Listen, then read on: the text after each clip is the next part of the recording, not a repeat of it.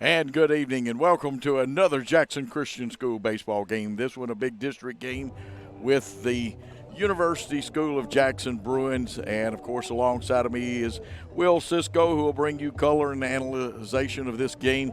This is Coach Joe Holloway, Paul Schultze, our producer and director right now. This is a very important game.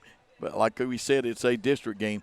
But it'd be important if these two teams weren't in the same district, wouldn't it, Will? Either way, this is the crosstown rivalry that's always been big in Jackson. Always been a lot of different. That's but always been a lot of beef between these two schools. So it's always a nice time when they get together. So yeah, when you get across the white lines, we don't like each other. Yeah, we now, don't. off the Outside. field, it's good sportsmanship stuff, but both teams really want to beat each other very badly. And off the field, everybody can be friends and have a good time here in Jackson. Serious baseball for serious baseball fans tonight, and we're going to bring it to you. Looking forward to it. Looks like Tyke Tabor will lead off, batting first. Second, Nick Stamper, and the third hitter will be Will Walker. I'm going to let Will do something a little different than what he does. He's going to give you the defensive setup for the Jackson Christian Eagles. So on the mound today, we have Walker Ray throwing again. Catching, we have Wyatt Jones, the sophomore. Third base, Alden Holland. Shortstop, Avery Bradford. Second base, Harrison Jones. And at first, we got the freshman Daniel Green. And then right, we have the freshman Jack Collins. And then center field will be Chance King, and left field will be Everett Wells for us today. And we are just about ready for the first pitch. Remind you, it's 375 to dead center, but only 285 with the 20-foot fence down in right field. 315, I believe, down that left field line. We'll check those. The first one, a bunt attempt, missing is Tabor. And our third baseman was coming hard, meaning that Walker Ray would have covered the first base side as Daniel Green would have gone to the bag.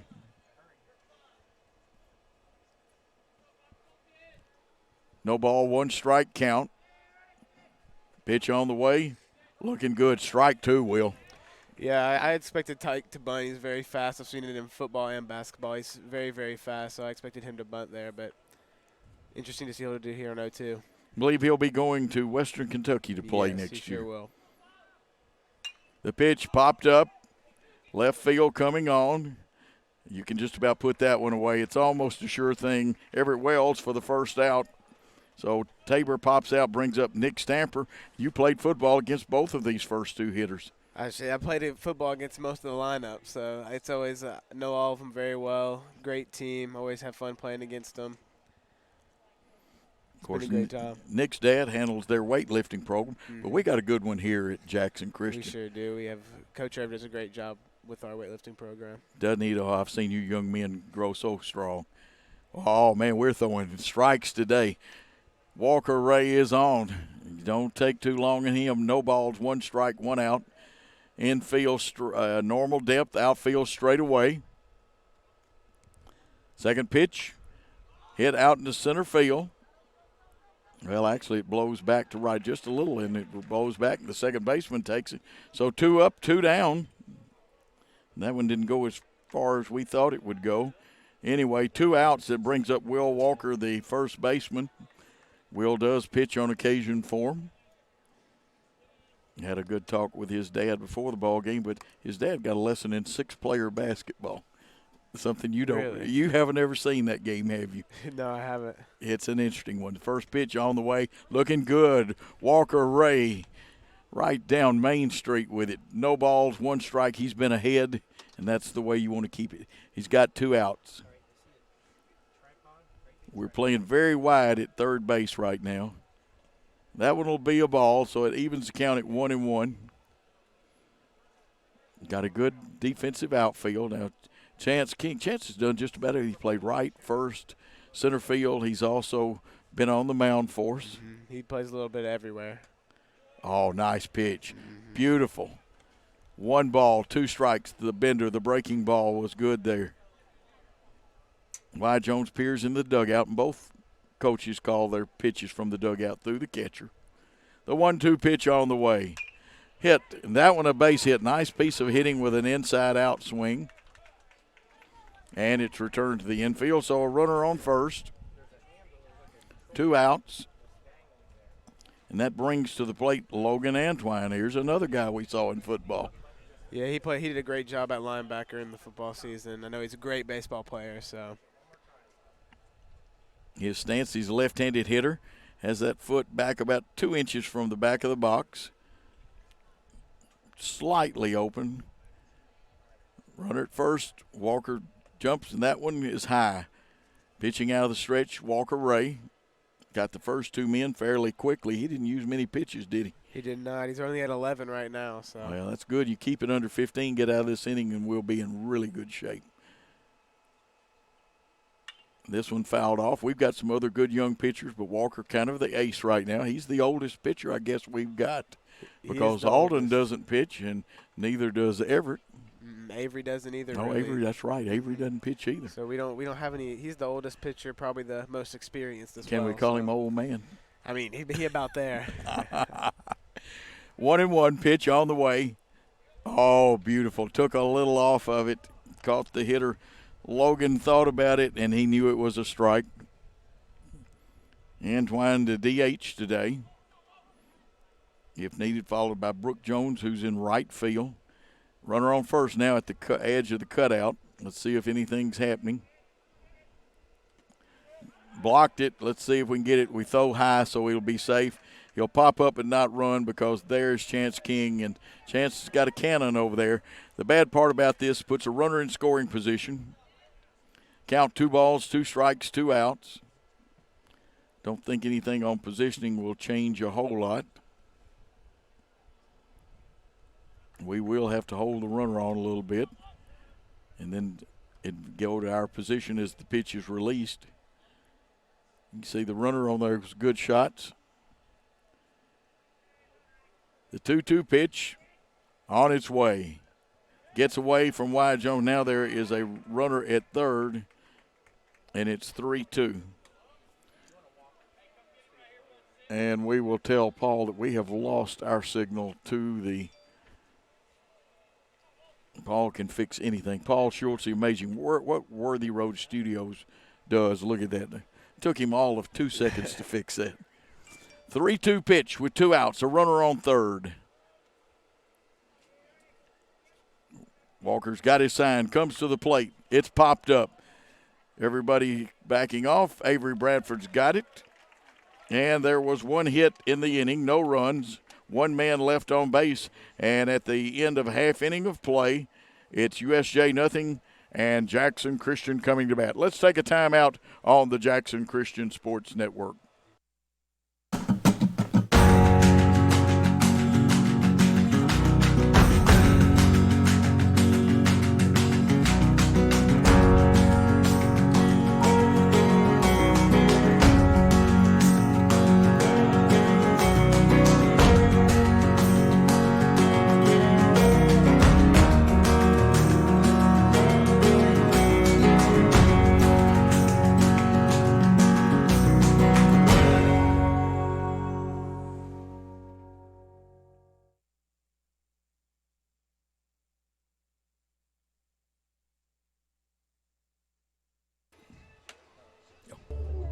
There he is, my man, Will Cisco, handling the controls. He'll be doing some play-by-play in this game before, I believe, the 5th innings when he's due to come up, and he is a big hitter, future superstar. We've got soccer tomorrow, and Will's going to take some lead in that game. He knows this game. Got a brother playing, too. I do. I've had a lot of time to watch soccer over my career, watching Zach play, so I'll be able to help you out on that one. But oh, you don't help. You'll be the lead man, the good man on that. On the mound for the USJ Bruins is Spencer Morris. He's a pitcher. We saw him a couple of years ago when he was much younger. But we send our on-base percentage leader, Avery Bradford, the shortstop, to the plate. He'll be followed by Alden Holland and Walker Rays, the first 3. Chance King, if necessary, and hopefully so. We've seen your grandfather. We've seen Betsy Favera. We've also seen Candace Rowland out here today, and today is Blake Rowland's birthday, I believe. Really? And that one for ball 1. And Blake, happy birthday. Hopefully I'm not a day off, but I believe today is his birthday. And, of course, you can see this game YouTube on YouTube, archived later. Right now it's live on Jackson Christian's Facebook and on their Sports Boosters Facebook page.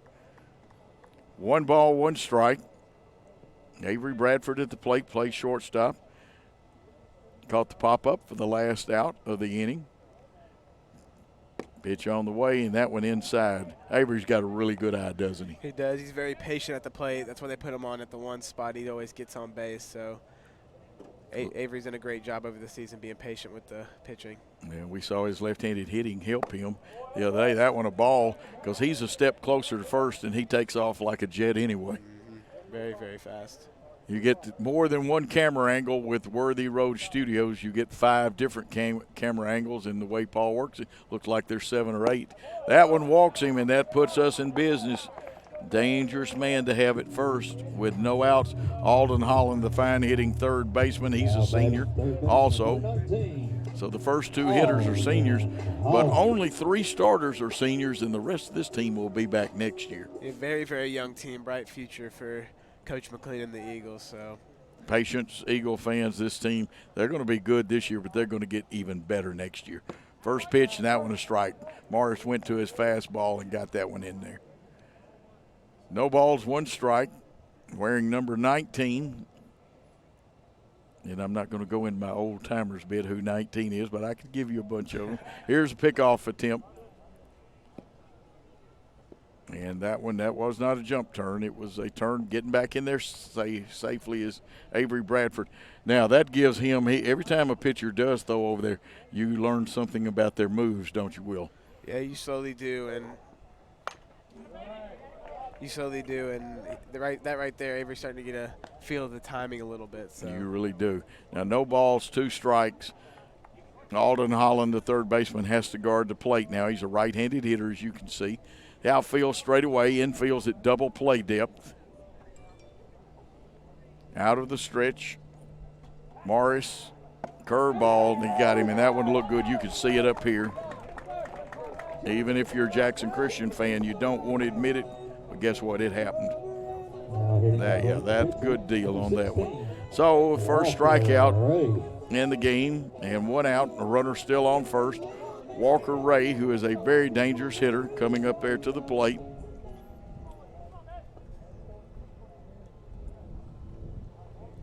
Spencer Morris on the mound, comes to the plate with it. That one is high. Walker's got a great eye. Usually doesn't strike out very often. Yeah, he doesn't. He's a great hitter, very patient at the plate. Like to see what he does here. Let's see if we've got something. I see a step wider lead. Let's see if he gets another step. And they're going to throw down there because what's happening is Morris is trying to catch Bradford out of the corner of his eye, and he didn't see him. He had a big enough lead to steal that time. Catcher, and that is the other Morris. This is Drew Morris catching. He decided he'd take a shot down there at first base with Will Walker holding on. Avery Bradford's got a shorter lead this time. Hops. Okay, that one close. 2 balls, 1 strike, and they call it a strike. Now, if it had been any lower, it'd been a worm burner, though. Yeah, most definitely. It was right on the edge right there. Way to paint the little bottom. Absolutely. 2-1 pitch, hit on the ground. Walker will try to go to second, throws it away. That one a little high, and on the way to third will be Avery Bradford. And wisely, Walker Ray holds up, and they're going to score that one an error. You got a fielder's choice situation and an error on the throw. And we have a pinch runner in for Walker. Andrew Potts, number 4, coming in to pinch running for Walker today. Boy, and he did some great running last game, too. He did do some great running on the bases. He's a great base runner for us. Played in the JV game today, but he is a running specialist. First and third, no outs, or 1 out. Infield's at double play depth.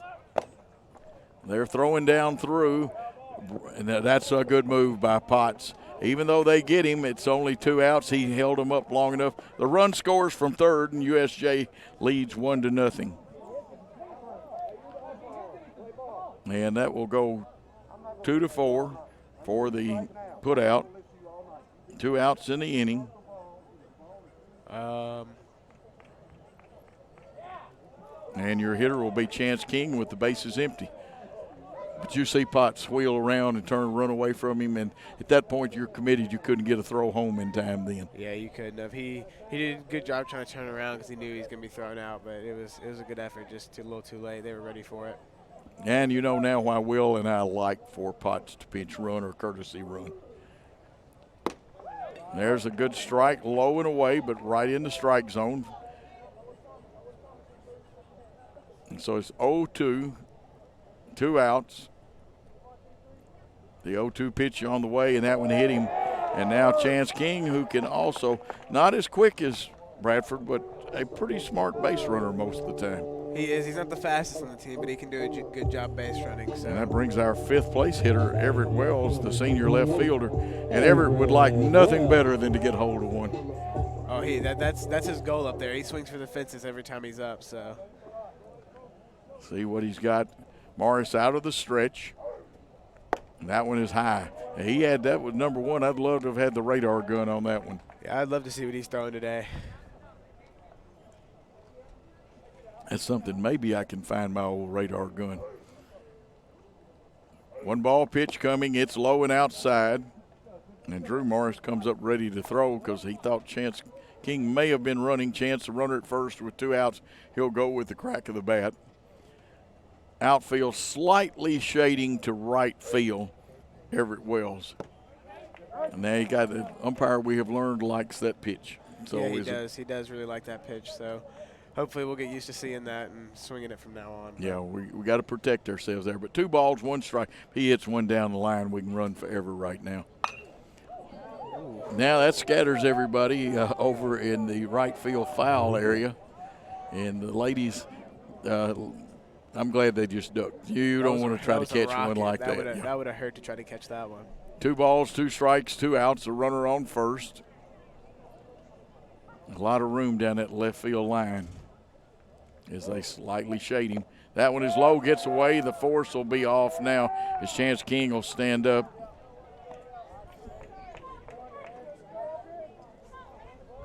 And I'm going to score it a wild pitch. Don't know what they're going to score it as because Game Changer always just slightly behind on it. But it's 3 balls, 2 strikes, 2 outs. The payoff pitch popped up in the air and foul out of play. So we'll do it again, Will. Yeah, way to battle right there. That was right down the pipe. So he had no choice but to swing in it. So good battle right there by Everett. We'll go back for another pitch. Jace McLean coaching third. He's the head mentor. Todd Lumley at first. Brian Bullard in the dugout. 3 good baseball men. 3-2 pitch on the way. It's low and it walks him, puts the force back in play, but puts 2 runners and things do happen. Daniel Green, the young freshman first baseman, he's capable.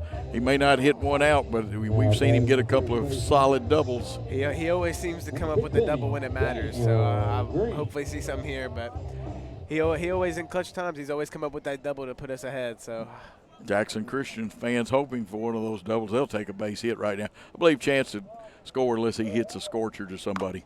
That one fouled off.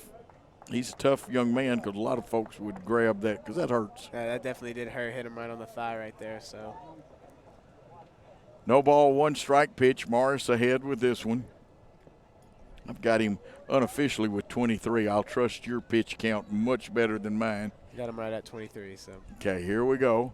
A lot of pitches in this first inning for Morris. And did that one get him? It got him, and the bases are loaded. As Ron Potesta used to say out at the ballpark of Jackson, there are ducks on the pond, bases loaded.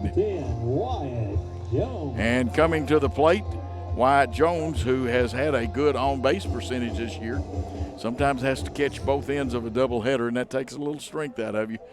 But Wyatt up here, where's number 10, a right-handed hitter? That one is outside. So 1 ball, no strike pitch. Tough man to pitch to, not a big strike zone. Not a big strike zone. He's looking for a walk here or something to get him on base, get a run in. But anything would help right here. 1-0. It's been a great first inning so far for us. And that one, Spencer Morris struggling a little bit. He threw what was the right pitch, but overthrew it, held it too long. And I think this is wise by the catcher to go out, say a few words to him. Also, we don't know if the dugout scheduled that little talk or not, but it gives time, and they have sent a pitcher down to the bullpen, down the first base line. You always have somebody stand in front of him to protect him because the warm-up on this side is inside the fence and right down by the foul pole. 2 balls, no strikes. Bases loaded. Spencer Morris comes to the plate with it. That one is right down Main Street. He throws the fast one, and that's what you got to do. Yeah, great pitch. He calmed him down a little bit there, and Spencer threw a great pitch right down the middle. Now, Spencer has a pretty good breaking ball. Let's see if he comes back with that on the 2-1 pitch. At the belt, coming to the plate, it's a chopper. Let's see what they do with it. They'll go to first with it and throw it kind of inside, but Will Walker makes the handle on it, so that ends the inning, but we do get that one big run, and we did that without the benefit of a hit. So Jackson Christian at the end of 1 leads USJ 1-0. Let's take a timeout on the Jackson Christian Sports Network. 1 run on no hits, 1 error.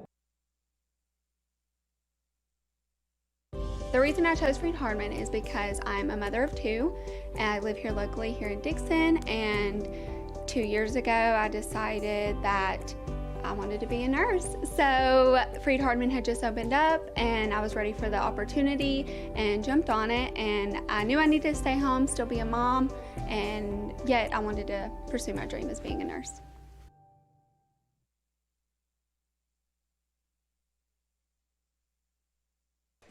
And we are back here. Some good music being played by Wayne McLean, who does public address announcing. He does scorekeeping, and I'm not sure who's working the scoreboard with him in there, but it is a busy. I see Candace Rowland over there, and it may be her husband working the scoreboard, not sure. But, of course, she has sons that play varsity and middle school baseball, because I believe Lance is on the varsity team here. Yes, I'm pretty sure he is as well. I believe he's a backup third baseman, can play other infield positions. But of course, you're playing behind a senior, so you don't get a lot of playing time behind a senior. No, that's just wait your turn. Everyone goes through it at some point in their life. So, Coach Bullard out there talking. That's a young man that had a great career down at Freed Hardman, and some of his records have gone now because of a young man they've got that's hit 58 home runs in his career named Josh Sears. Anyway, the first 3 batters will be Brooks Jones, the right fielder, John Dugan, the left fielder, and Walker Moore, the second baseman for USJ. They have 1 hit. They've committed 1 error. They haven't scored. Jackson Christian leads 1-0. Between wild pitches, walks, and then, of course, we tried to steal second. They threw down, and Avery Bradford came home. Nice pitch. Boy, Walker's been on today. Yeah, Walker's really been on. First team, 15 pitches in that first inning. Had a great first inning compared to Morris's 28 in that inning. So he had an amazing first inning. Shut him out. Want to see it again. Got him to swing on the curveball. That was a wicked curveball, wasn't it? It was. I talked to him earlier. He throws a fastball, a slider, and a splitter. So he's got a good little pitch portfolio right there. Hopefully we'll see something nice right here. Now that one's the old 55-foot curveball. But 1 ball, 2 strike count. I believe, I'm going to check yours, I believe it's 17 pitches somewhere in that area. I'm not going to say mine is correct. He threw 50, he's at 18 right now. 18, okay. Yeah. Swinging strike 3, and he is masterful so far today.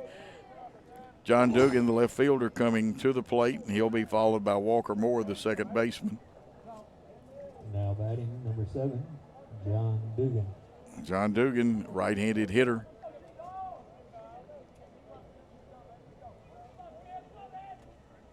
We didn't get to do baseball last year. Nice pitch, boy. He's having a day.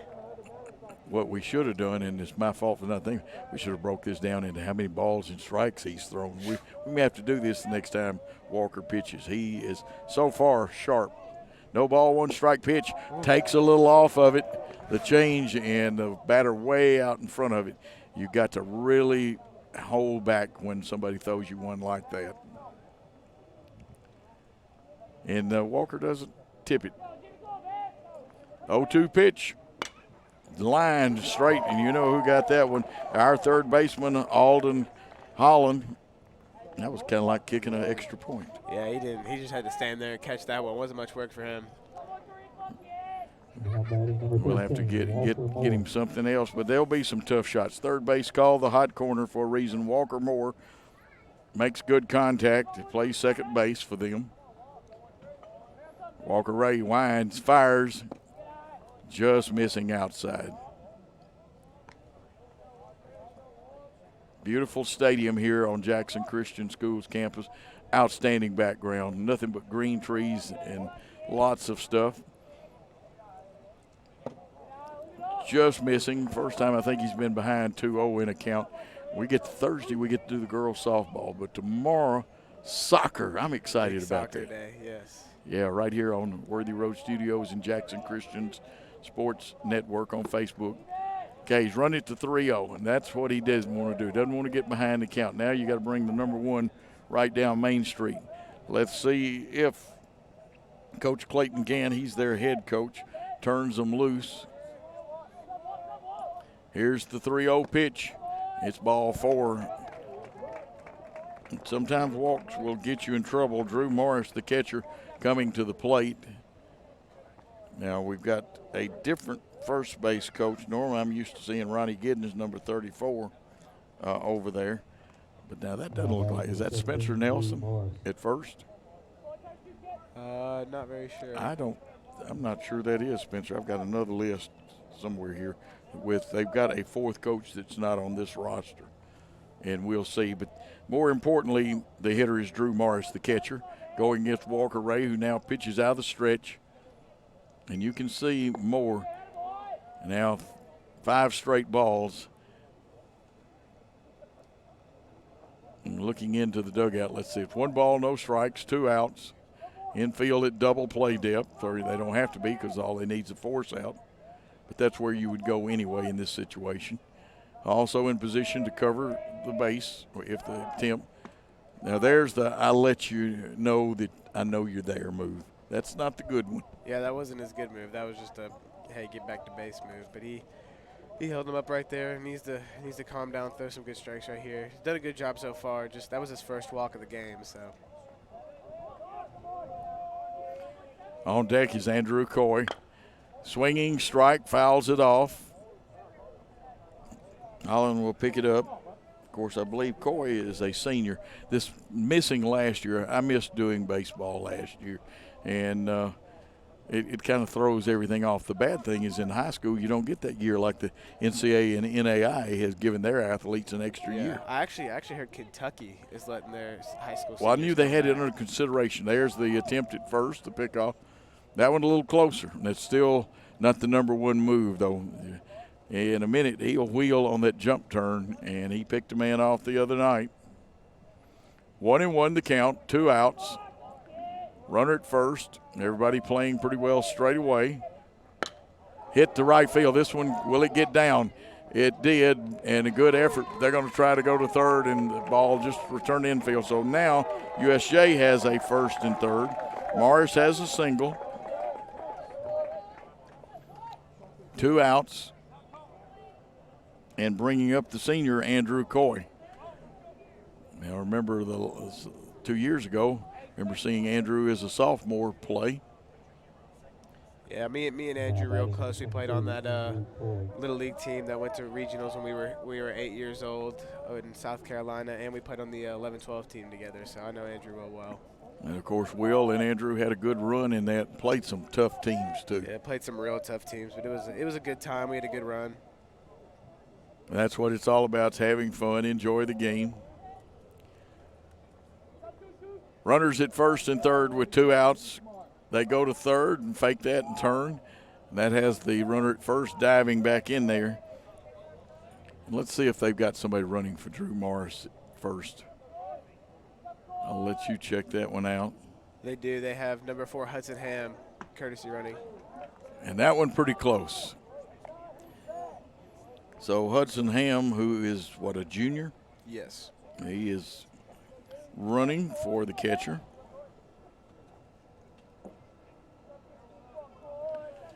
Out of the stretch with runners at first and third and 2 out, and we go to first again.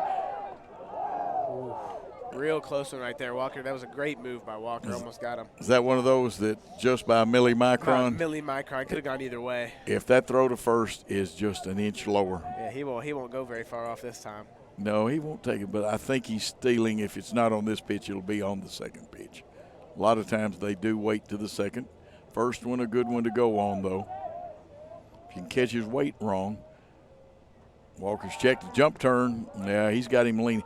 He was going that time. I believe he was, too. That was also a really close one right there, too. He was definitely safe. And if he doesn't go on the first pitch, and we haven't had one yet to Andrew Coy, center fielder, he will go on the second pitch. And now that, and I haven't been able to watch the signs. A lot of times I can pick up signs. That one is a strike, got to be. One strike the count with 2 outs and 2 runners on. Jack Peel, I'll tell off now. And with new Jack signals backwards, forwards, and sideways. Really? People wondered how I knew what was going to happen when I was doing those games with another gentleman. And just pick the signs. I picked the signs up. And let's see, Munford's were readable, so were Tipton Rosemarks back then. Now, that one is inside for a ball. It's 1-1. Was never able to get Chuck Cooper or Chase McLean signals, though. Yeah, I mean, I wouldn't really try, but I can never do. He's doing so much down there. And we've given up on doing that. That was fun back when I used to do that, but I didn't have to do play-by-play. Wow. Oh. That's all I'm going to say. I'll let you be the judge. It's close. It's real close. Had some interesting calls so far. It's been real close. And you get to see those shots. What another great one by Worthy Road Studios. And Worthy Road does more than just sporting events. They can do funerals, weddings, and also do church services. Got at least 4 churches. Now they steal, and that's fine. You say, well, that puts 2 runners, yeah, if they get a base hit. But here's the difference. Now you've taken us throwing the second out of that, and they're not going to pick up a run the way we did. No, they're not. Now Walker can calm down and just throw the baseball, which is nice. Focus. Doesn't got to worry about holding people on or picking people off. Wyatt Jones probably telling Walker, just you and me, baby, right here. Still pitching out of the stretch, though. Oh, curveball. Beautiful, 1-2. Now, these young men have to do what they think's best about pitching and what the coaches want them to do. He's pitching out of the stretch. Sometimes you wonder what would he do if he's pitching out of his full windup. But this is good. He's keeping the runners close. And even if it's hitting the outfield, gives his outfielders a chance to throw that second man out. The 1-2 pitch on the way. Hit deep. This one's going to get both runs home towards the fence. Stuck out there in the fence. Should be a ground rule double. And it can get stuck out there. So that gets 2 runs in, though. 2 RBIs. USJ takes the lead away with some late 2-out action. Pretty well knew that one with the sound of the bat, didn't you? Oh, yeah, that was a bomb right there. He sent that one going. But I thought it was gone, but as soon as I saw the R comes up, I realized it was I know exactly where the ball went. I got my foot stuck in there one time. I've seen that hole, actually, in football practice before. Yes. We used to have football practice on the baseball field. And no matter how many times you put dirt back in it, that seems to be a natural spot for where the water wants to leave the field. Back to the top of the order, and Tyke Tabor comes up there. He flied out to the left fielder his first time up. And the pitch popped up. And we'll do the 1-strike pitch again. 2-1, USJ leads Jackson Christian. 2-3-1, 2 runs, 3 hits, 1 error. 1 run, no hits, and no errors for Jackson Christian. Walker Ray looking in for the sign. Got what he wants, comes to the belt, and the pitch blocked, and they'll steal third on that one. So now a runner in scoring position. That one bounced. That was tough. All that Wyatt could do was not let it get to the screen. Yeah, it would have been a close play at third if it wouldn't have bounced right there. But he did a great job blocking it up and keeping it in front of him. Just not enough time when he's already stealing like that. Wind picking up. You can probably hear it on some of our mics. 1-1 pitch on the way. Drilled for a base hit. And now the third run of the inning scores. Good pitch, but Tabor stayed with it. Got a single out of it. Brings up Nick Stamper, who popped to the second baseman back in that first inning. You know, all this has happened after 2 were out, Will. Oh, yeah. It's been a – we just needed one more. It's been a good little rally for the Bruins right there. But you just got to believe in yourself and throw the ball. Let your fielders help you. Good lead, though, by Tabor, who is quicker than a hiccup. Keep an eye on the weight as he shifts it. And he was going, and he got back, but he was going. He was definitely going. He shifted forward, took a step Did it? when he started to move. So watch how he shifts his weight and where it's placed. And he'll give you an indicator because we're back on the center field camera. Great shot right there. You can even see the signals being given. They change them up when there's a runner on second. Here's the pitch. Tabor's going. The throw through, but that one's going to sail. But backed up by the shortstop. Tabor slips. He'll get up and get back on second, but a stolen base. he's probably lucky he slipped right there, because if he would have went, he would have been in trouble. He was definitely going. Oh, if when he had saw it gone go to third. behind, and he didn't. I don't think he realized the second base had it immediately, so that would have been problems for him. But he's so fast, man. That's why we like Will Cisco here. He knows the game. He analyzed that one perfectly for you. 1 ball pitch to Nick Stamper will come after he goes to the belt. Here's the pitch. Swinging strike 1. And Stamper was going for the downs on that one. Oh, yeah, he was swinging for the fences. He wanted a piece of that one, so wanted to get something more going for the Bruins in this half of the inning. But nice picture of Walker Ray and his shortstop and left fielder there. Scoreboard, and you see those 2 state championships out there with Jackson Christian. And they got him picked off. They'll run at him. They'll throw it. Now they'll run him. Somebody will fall in behind. I love the way this is done. He got him anyway, even though and the third base coach says, let me have the helmet. We'll talk about this later. So the third out there, and you go 1, 2, and then 2 ran him, and 5 makes the put out. So that ends the inning, but they came up with 3 big runs, and I believe 3 hits. Nobody left on base. We'll go to the bottom of the second. Let's take a timeout on the Jackson Christian Sports Network. The reason why I pursued my BSN in nursing is because I wanted to give back to the community. I wanted to take back, I wanted to give care to all the patients that I had taken care of previously in the past. I wanted to gain more experience and education. Freed-Hardeman is local here in Dixon, Tennessee. I noticed that they had a 100% pass rate for the past 3 years, and I knew that Freed-Hardeman would be a great fit for me.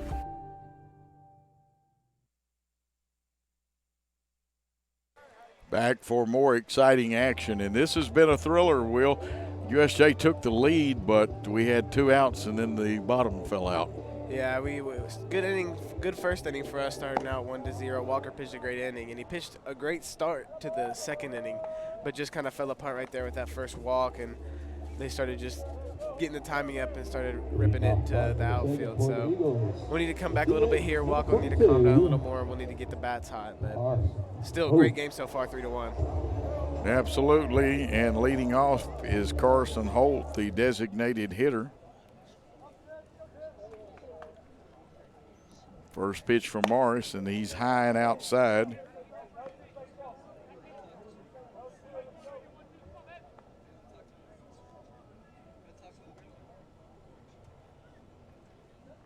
Second pitch, that one on the inside and a strike, and a good pitch.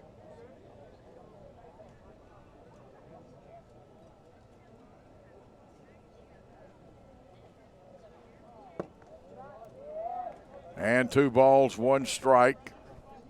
Now we see the left fielder seems to be shading him towards center. Center fielder definitely about 10 steps off straight away and playing him straight away in right field. Here's the pitch.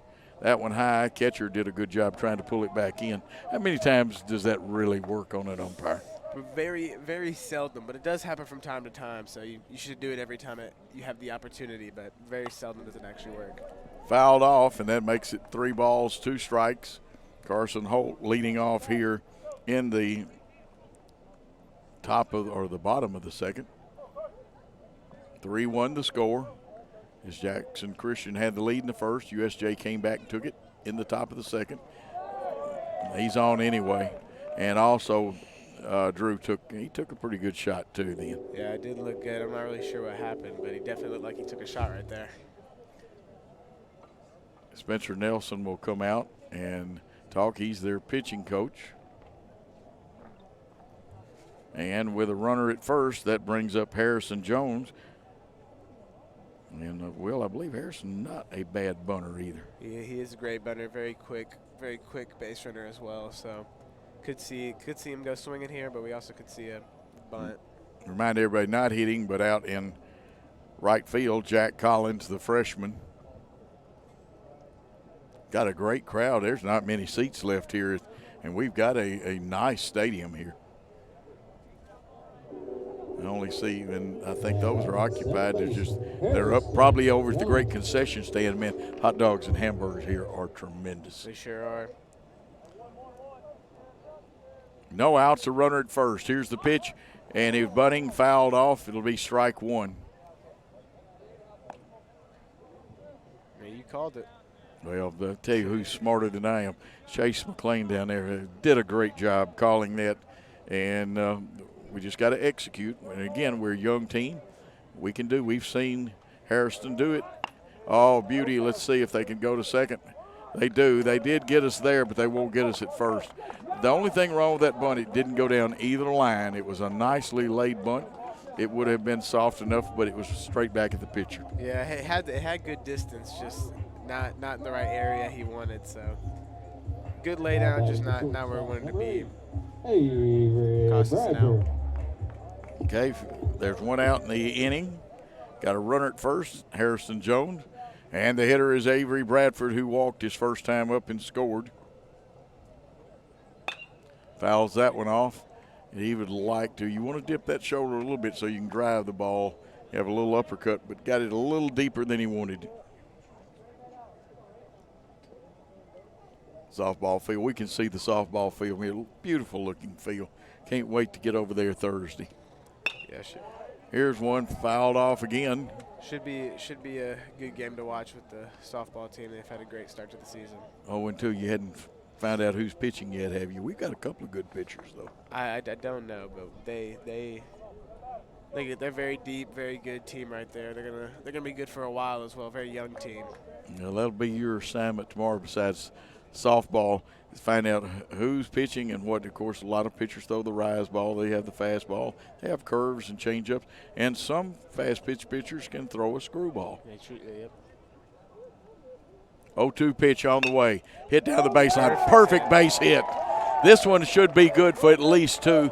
Let's see the good fielding by the left fielder, getting over there and keeping it from. Now it gets away, and we're going to score our second run with a stand-up slide by Harrison Jones. So that one comes in on a ball that was thrown away, and it's a double. We can't give him a triple, but it was a double, and he advances on that throw. So now in scoring position is Avery Bradford. Alden Holland. And that was a great hit. Perfect contact right down the line, just past the third baseman. Oh, Perfect it was. hit. Right what we needed to start off this inning. And the official score has scored it as a double also. And there's one smoked in there, but it's a ball. And you can hear the pop of the mitt. The parabolic mic is right there behind home plate today. Ooh. Only these things with Worthy Road Studios. High for ball 2, and the Eagles now putting some pressure on the Bruins. Bruins will give up a run for an out right here. They are at normal depth.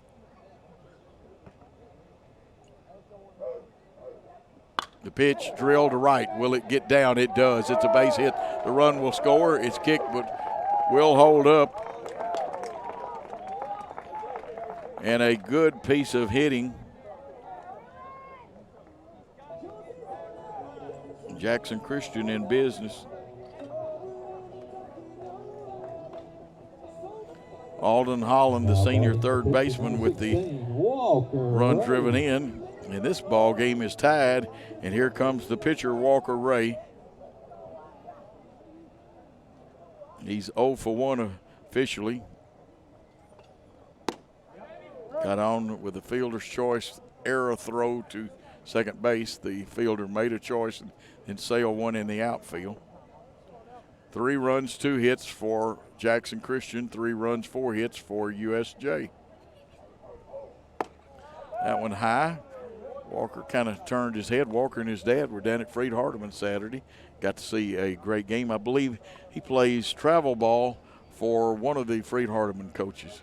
He does. I'm not sure which I think it's Coach Walsh, isn't it? I couldn't tell you, but I do know he is a big travel ball guy. Popped up and fouled off. So 1 count, 1 ball, 1 strike, and 1 out. Now it's 2 strikes. So he does play for what, the Memphis Tigers, I believe, or for the Tigers. Not sure they're the Memphis Tigers anymore, but they are the Tigers. Yes. Travel ball, very important. Does take a lot of your time, though, in the summer. Here's the pitch. It's high. It was supposed to have been a curveball. Really didn't break a whole lot. Yeah, it didn't. Good eye by Walker right there. He's being patient at the plate. Needs to keep fighting to try to either get a hit or get walks right here. Yep, infield double play depth with the runner on first. Alden Holland. Alden's got a nice lead. Coming to the plate. They throw the bender in there, and it's a swinging strike, something we don't see too often out of Walker Ray is a strikeout. That'll be the second out. Chance King has a chance to be big right here. Yeah, needs a big hit right here. He walked and made his way all the way to third. We left 3 runners on, though, back in that first inning. Hope they don't come back to haunt us. 2 outs. Swinging strike, and he had the big swing there. Morris threw that one. We're just in the bottom of the second. Jackson Christian has 1 run in the first, 2 in the second. USJ got all theirs in the top of the second. Here's the pitch, and it's high. Had some zip on it, though. Yeah, he's throwing some heat today. I'd love to see what he's throwing, but.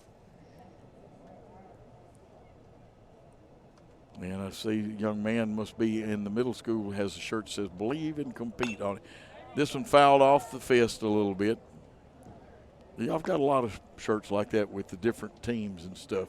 Yeah, we do. We do have a lot of. I actually have that shirt, but it's lots of good shirts they give out. And that's a true statement. You got to believe and compete. 1-2 pitch on the way. That one's outside. 2 balls, 2 strikes, 2 outs. A runner at first.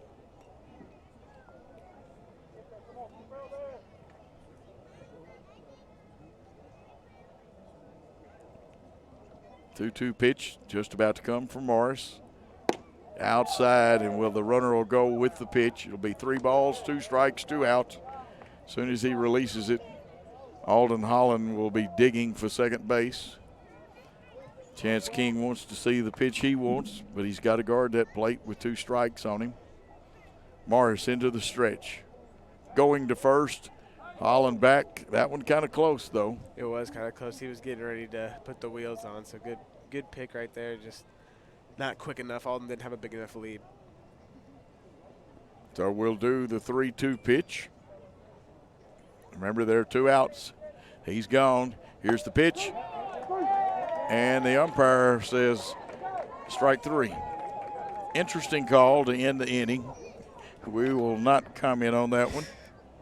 And we still picked up 2 big runs, got 2 hits, left a man on base, and it's all tied up at the end of 2 innings. We'll be back on the Jackson Christian School Sports Network in Worthy Road Studios after this.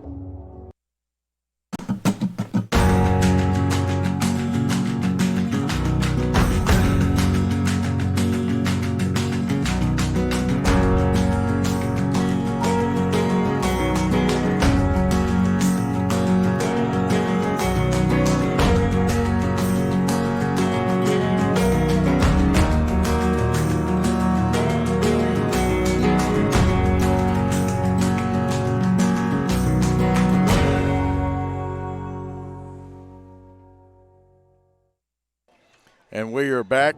Will, interesting ball game. We jump out in front. They get ahead. We come back and tie it up. Yeah, really, really back and forth game. I got a feeling it's probably going to be like that for the extension of this 7 innings. But it's going to be a good game here. Hopefully Walker can get back into the groove he was in earlier, and we can get a good inning going. Of course, we got some good hits and stuff out of people like Alden Holland, and of course Avery Bradford with his big double. That helps. Walker Ray on the mound. He will have to face this time, though. Nick Stamper will be back up there as we had the pickoff play. Swinging strike one. Will Walker will follow him, and then Logan Antoine. Other than Will, I thought we were fixing to play football here for a little bit. A lot of football people out there for both teams. That one a little short of the plate makes it 1-1. Of course, some of ours are younger football players. Yeah, we got a whole squad of football players out there, so a lot of multi-sport athletes here. And you decided you're not going to run track, right? I am not. I'm doing. Got a lot of stuff going on, so. Understand Mo Grimes in Mount Pleasant watching this contest. Just outside, 2 balls, 1 strike. Bill Hamilton is watching at home tonight. Of course, he's got a couple of grandsons here at this school, too, the Nash boys.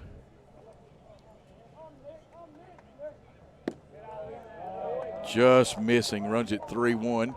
Heather Witherspoon also watching. Now, she's got a son that plays middle school football. Almost unblockable young man, isn't he? He sure is. I've seen him play a little bit. He's a great little football player. 3-1 pitch, and they'll walk him. And that's not what Walker wanted to do, but gets Will Walker coming up there, who had a single in the first. Will's a very good hitter. Will Walker.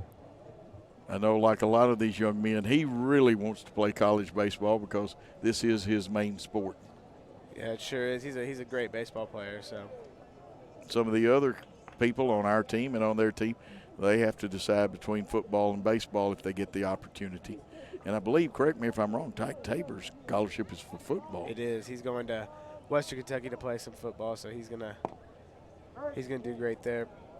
There's a strike. Of course, there's got to be some teams right now.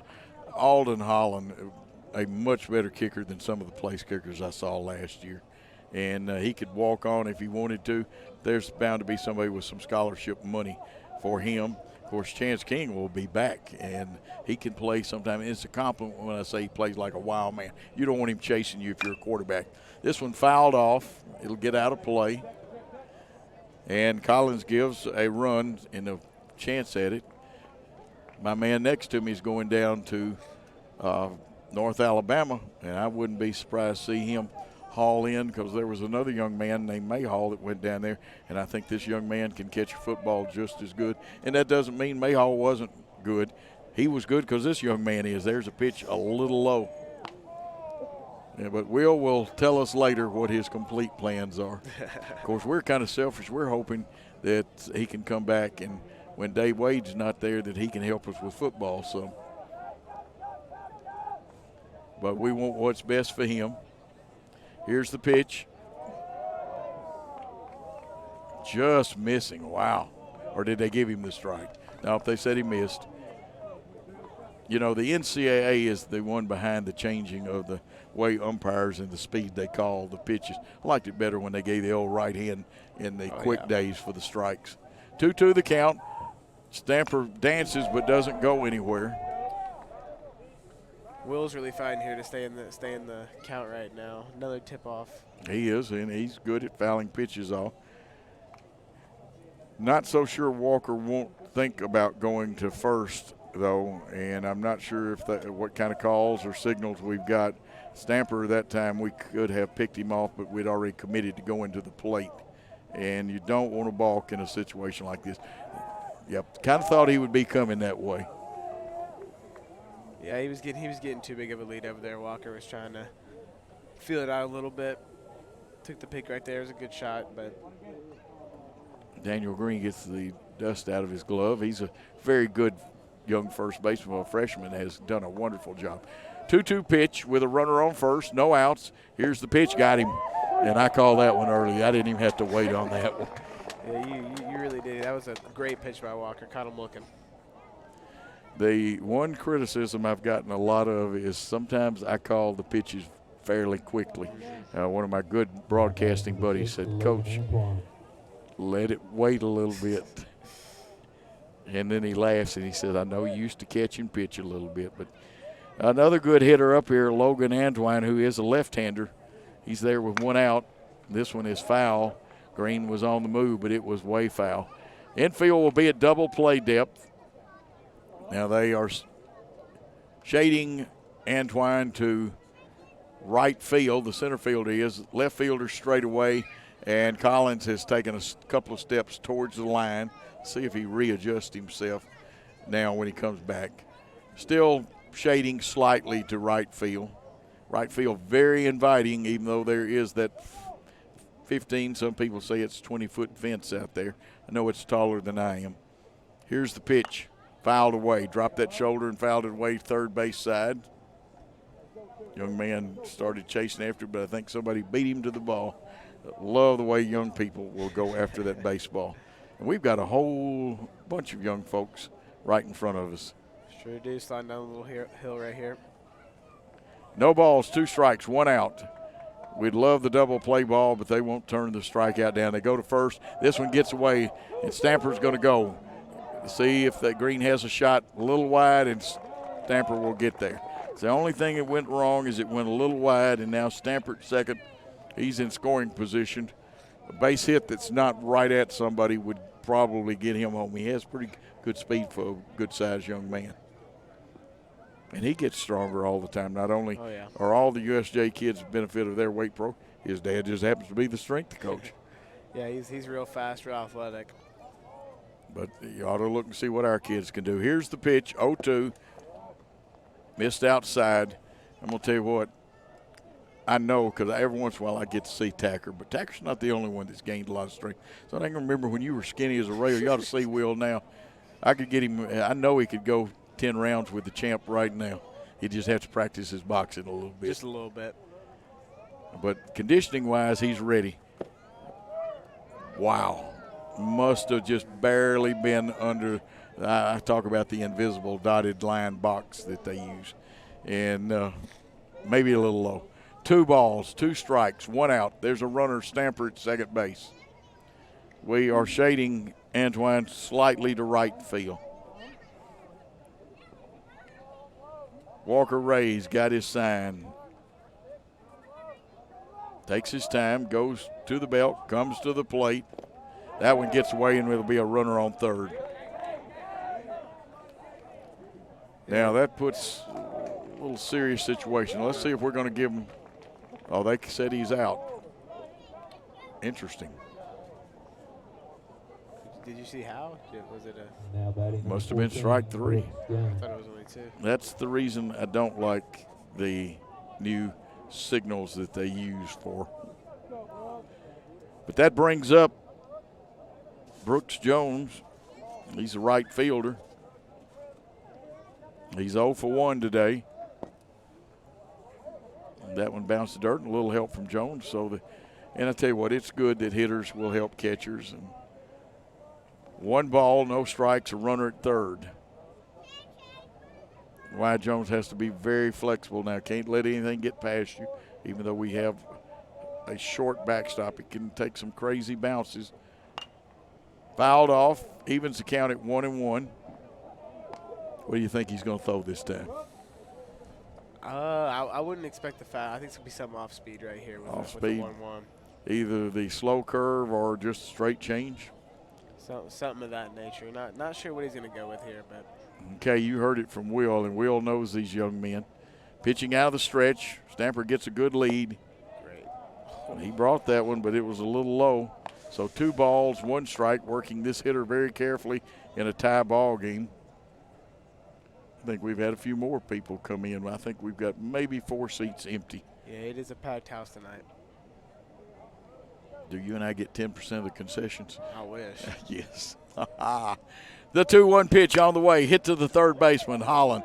He's going to crow hop. Well, not really a true crow hop. He just juiced it over there with that good arm.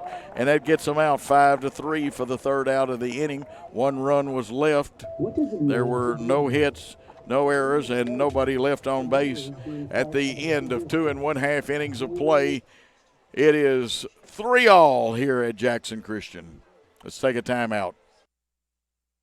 The reason I chose Freed Hardeman is because I'm a mother of 2, and I live here locally here in Dixon, and 2 years ago I decided that I wanted to be a nurse. So Freed Hardeman had just opened up, and I was ready for the opportunity and jumped on it, and I knew I needed to stay home, still be a mom, and yet I wanted to pursue my dream as being a nurse.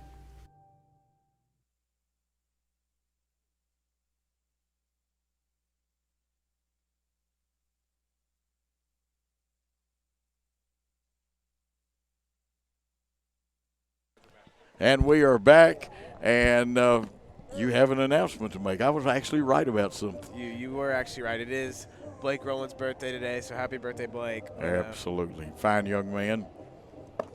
His mother did color on the JV game. It's kind of surprise coverage, and sometimes when we can't, we'll give you a little bonus. Not today's JV game, but this was a middle school game last week, and she did good. She's also the nurse practitioner for the Old Hickory Medicine Clinic.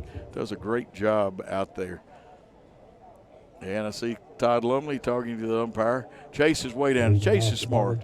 I used to get too close to the hitters and stuff sometimes. This one low and inside. And leading off is going to be Everett Wells. Everett walked his first time up there. Got to second but did not score. He was left on in that inning. We left 3. If we could have just plated 1, we'd be up 4-3. But the score right now is USJ 3 and Jackson Christian 3.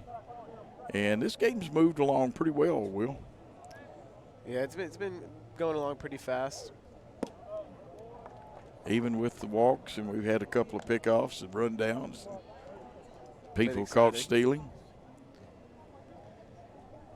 Also got to see John David Favera's son, besides JT, that plays on the team. That is a strike. Everett wasn't sure. Like I said, in the old days, you'd know immediately. Great shots here. You get to see Spencer Morris right there. Great scoreboard shot right now.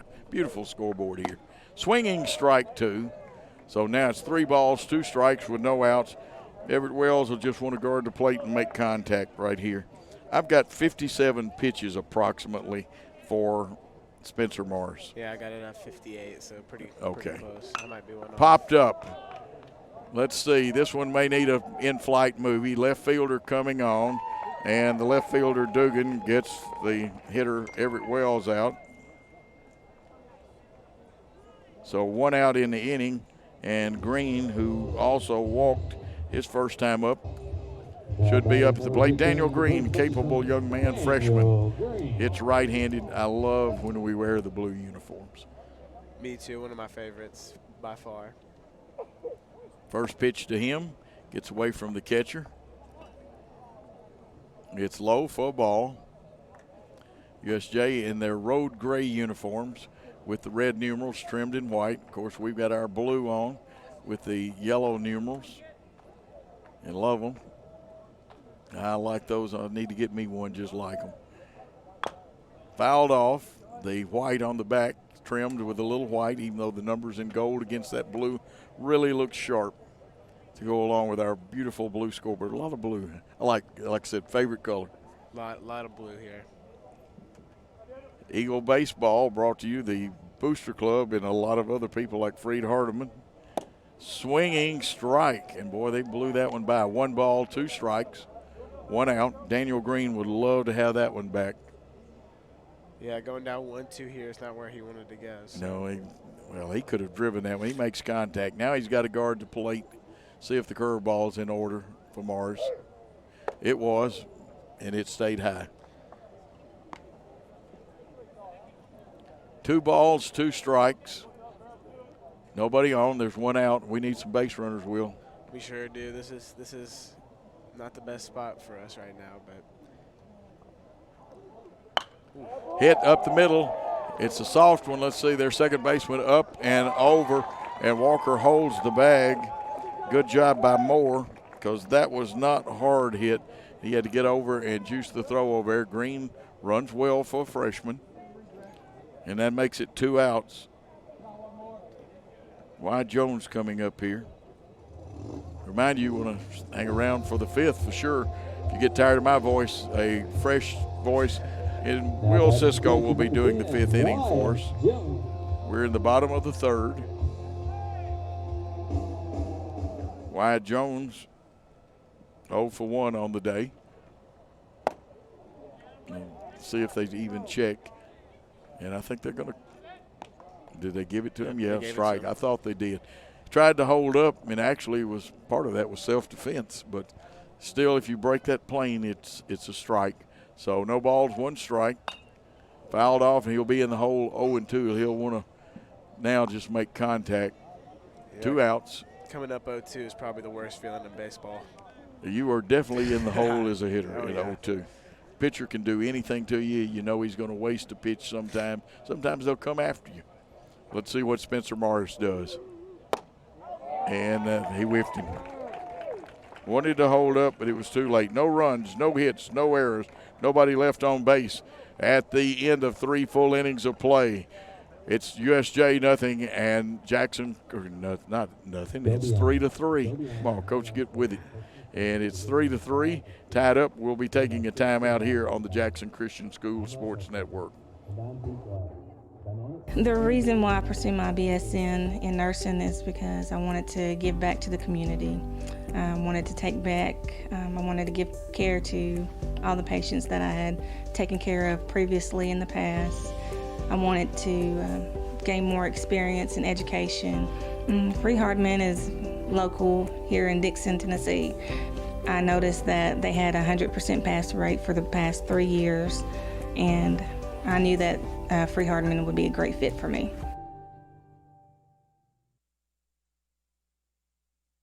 The reason I chose Freed-Hardeman was I came for orientation, and I felt welcomed and loved, and I've toured many nursing programs, and this was different. This one was something different to me, and it's been amazing, and I really enjoyed it, and it's something I'll always remember, and this is family to me.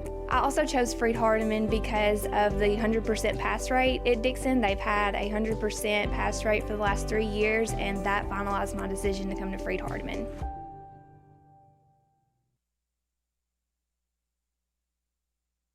And we are back here for the top of the 4th.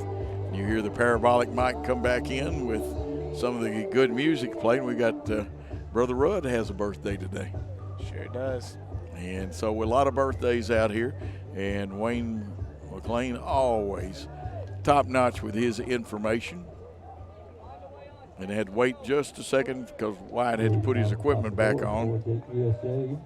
USJ leading off should be John Dugan, the left fielder. He'll be followed by Walker Moore and Drew Morris. And a nice bunt. Fielded, though, pounced on. Walker Ray winds up, gets him by a full step. And it was a pretty good bunt, though, but Walker Ray pounced off that mound. 1-3 for the putout. And that brings up Walker Moore, who scored. He scored their first run. He walked.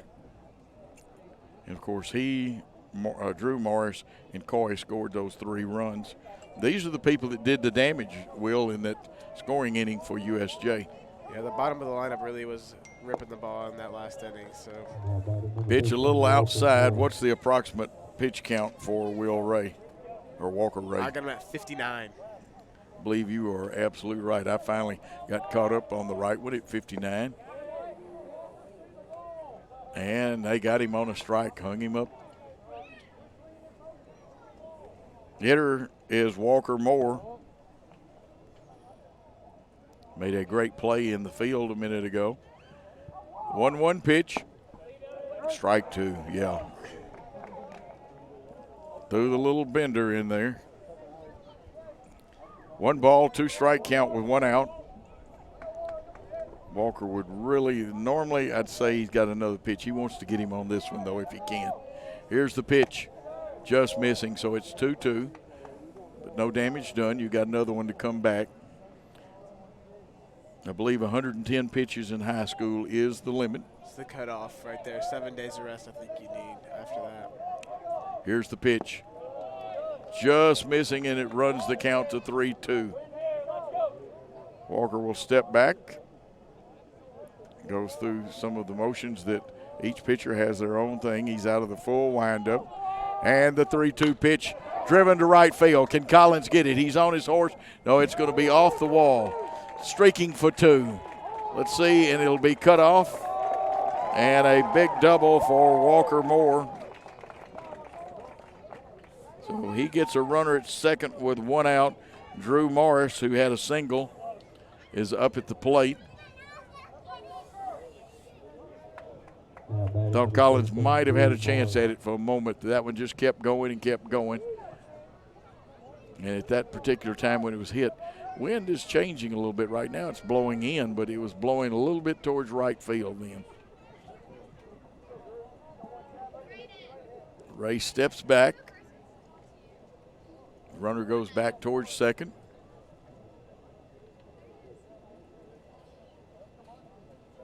And now with 1 out and a runner on second, hitter is the catcher, Drew Morris, 1 for 1 today.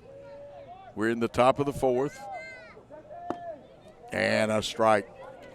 Good really pitch, hard to hit. Yeah, he's really getting back in his groove a little bit. So nice to see Walker hitting his pitches again. But yeah, Walker Moore had to do a good job to hit that one. That was a great pitch by Walker. He just timed it up right, was late on it, and just sent it into the right field. So. And that one fouled off for strike 2. So no balls, 2 strikes, a runner on second. It's a good thing we have a great monitor because I've got a young man that has decided he's going to block me off the plate so I could see it on the great picture that Paul had. Paul Schultze directing. Impervious to anything said to him about moving. Talking on that phone. And it had to be a balk. And they'll move the runner to third.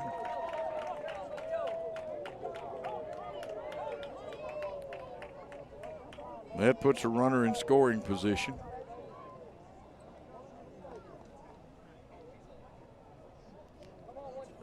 Walker asked the umpire behind him why the call. Not ugly. He was trying to learn something then. 0-2 pitch on the way. Fouled off. Let's see if it'll stay in play. Daniel Green gives chase just barely out of his stretch and dive. Yeah, that was a good try there by Daniel, and he laid out for it, but just a little bit too far. Had to go on the fence a little bit, so not able to get to it. Would love to get Drew because the next two, or this hitter, Drew Morris, had a single, and then Andrew Coy came right back behind him with the big double a while ago. There is a runner on third after the balk. Still at 2-strike count. So the 0-2 pitch we are waiting on. And the pitch. Wow, just missed. Maybe a little outside. Right at where the dotted line ought to be, maybe a little high, but it didn't miss by much either way you want to look at it. Umpire's doing a good job. 1-2 pitch with 1 out and a runner on third from Walker Ray. Curveball, just missing. Yeah, that one was a little bit low and inside, so not what Walker wanted.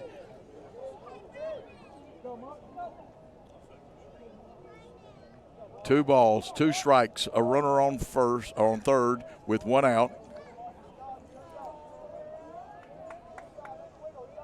Here's the pitch, popped up, going to get out of play.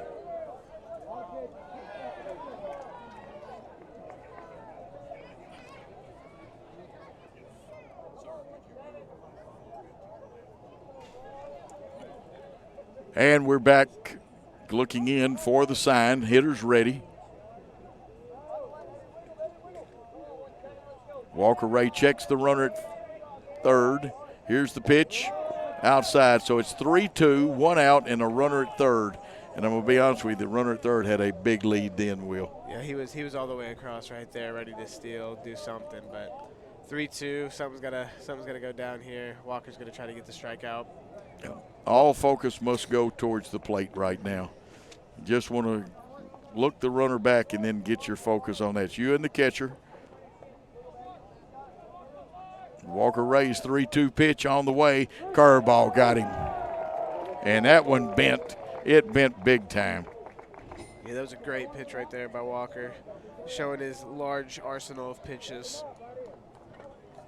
And I've got him unofficially with 4 strikeouts. Number 22, Andrew Coy. I'll let you check it. I got him at 4 as well. Will is our official man. I just talk is all I do. And here is Andrew McCoy wearing 22, and he had that big double. USJ would like for him to get another one. Jackson Christian doesn't want him in the first pitch, a very good one on that right corner of the plate. 0-1, outfield, deep in left field, normal position in center, normal in right, deep, bit short in second. 0-1 pitch, that one high. And it was enough outside that he didn't go for it. That's one of those that if it's over the plate, guarantee you would have swung at it then. So 1-1 count with that runner at third. 2 outs. Checking the runner at third. Comes to the plate. Walker Ray's pitch. Swinging strike gets away, and here comes the runner to the plate, and he's safe because the ball hit the runner and he scores. And that's one of those things that can hurt you. When you let a runner get to third, you can score by error, a base hit, pass ball, wild pitch, and that got the run in. USJ has taken the lead 4-3 in this white knuckler of a ball game. It is a great game so far. 1-2, he's up in the count. Need to get this out right here to get us out so we can come back on and try to get us back ahead. We'll be going to the bottom of the 4th in a minute. We've still got just 2 outs and a very good hitter at the plate who's 1 for 1 in Andrew Coy. 1 ball, 2 strike count.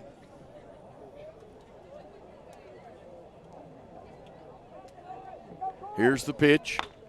Hit on the ground.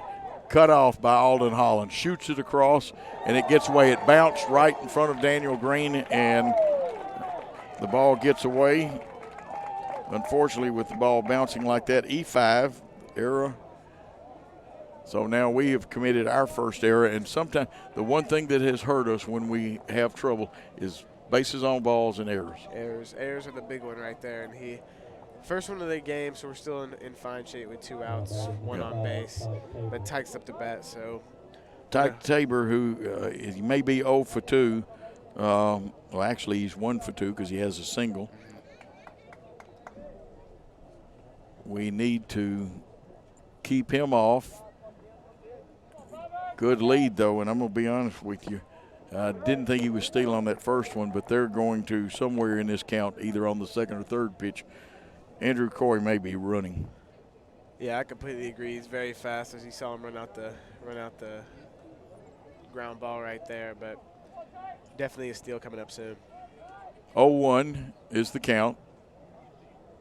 Coy on first.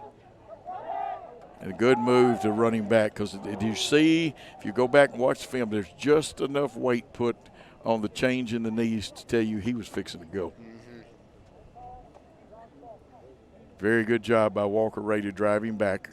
No balls, 1 strike, 2 outs in the inning. Andrew Coy at first base, reached on an error. Popped up. Let's see, it gets out of play, and it does. Just don't hit the concession stand. No, they're still cooking over there. Some great hot dogs, hamburgers. You know what? It's worth the drive here to the park just to get you a hot dog or a hamburger. You won't get any better at any of the places. I love our concession stand. Loved it in football, too. Basketball, it's always good. We're going to have concessions at soccer tomorrow. Well, I would say no. I'm not 100% sure. But. Oh, this is a base hit. It's tattooed. It'll get to the wall. There's a very good chance where this is hit into the right field alley that it will score a run. And streaking for a triple. It will be a true triple. Will be Tyke Tabor. And it does score the run. all the way from first. That got into that right field power alley. And Tabor drives the run home. And I will put a big T there so I know it was a triple. And that is a legitimate triple. You couldn't have picked up the baseball and thrown it to a spot harder to get to. Yeah, that was an absolutely great spot to hit the baseball. But the fact that he's so fast was the reason that was a triple. I think if you put a normal speed person out there, that might have only been a stand-up double. But it was a great hit, great speed by Tyke. Yeah, he can. He can run. Here's Stamper, who walked his last time up. He's 0 for 1 officially, popping out in the second. And again, you get 2 outs, and they're awfully dangerous after 2 outs.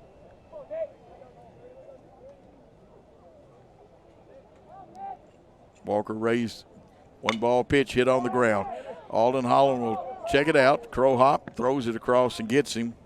Unfortunately, 2 runs have scored in this inning. And USJ takes the lead, with USJ leading Jackson Christian 5-3. We'll take a timeout before we go to the bottom of the 4th.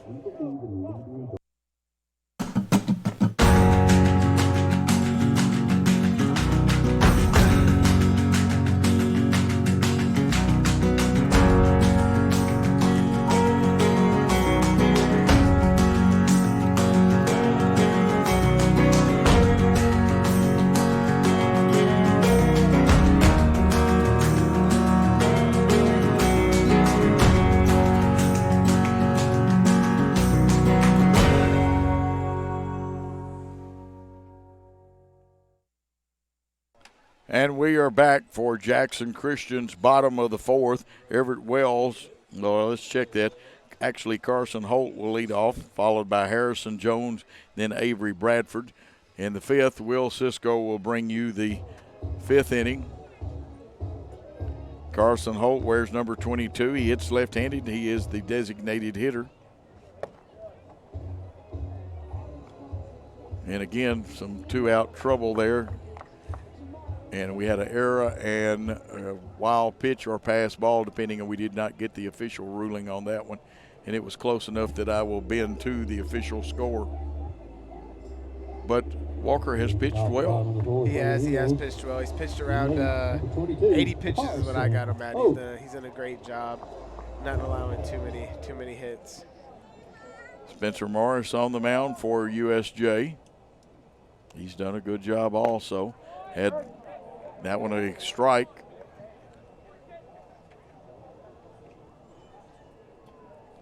And that, I believe, was his 68th pitch. May have been his 67th.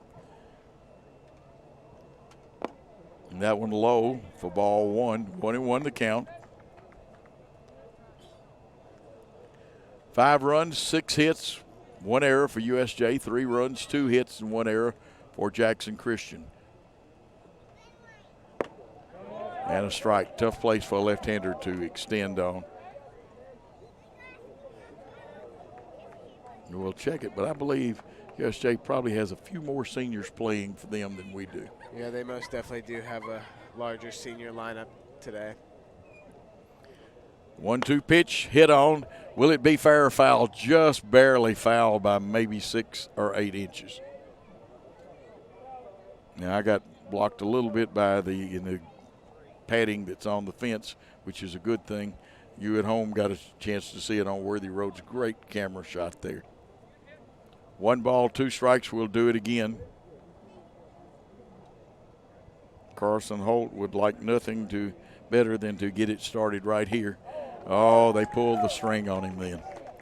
Yeah, that was a great pitch by Spencer. Carson just wasn't able to time it up right and paid for it. And this brings up Harrison Jones, who was on with a fielder's choice the last time. The bunt went a little bit too much back towards the pitcher. And he was on and scored, though. He scored our 3rd, or actually our 2nd run. There's a strike.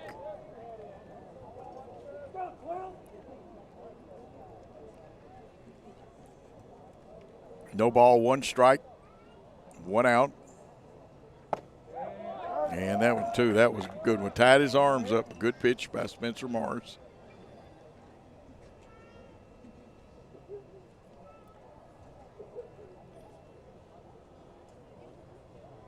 0-2 pitch swung on and fouled off out of play, way back up, almost to where you go down behind the fence with a car or go down to the field with a car. I've got Morris with approximately 74 pitches. Jones 0 for 1 at the plate. Here's the 2-strike pitch. The curveball stays high, did not break down enough. Yeah, 0-2 count, you get the opportunity to throw whatever you'd like, so. He'll have to guard the plate again at 1-2 with 1 out. The pitch popped up and going to be out of play. Almost came up here. We should have had one of those fishing nets and stuck it out there and caught it. Got it. As good a hands as you got, you could have jumped out there, caught it, and been back in here and still made commentary. Oh, yeah. Will Cisco, folks, is quicker than a hiccup sometimes. 1 ball, 2 strikes, 1 out. Morris comes to the plate with it. Swinging strike 3, and he had a little extra on that one. 2 strikeouts in the inning. We'll let you check the strikeouts for Spencer Morris. He has 6 on the day, so a good day. Good day for him. Avery Bradford, the shortstop up there, he's 1 for 1, walked in the first, scored, doubled officially in the second and scored. Advanced on to third, but that was on the throw.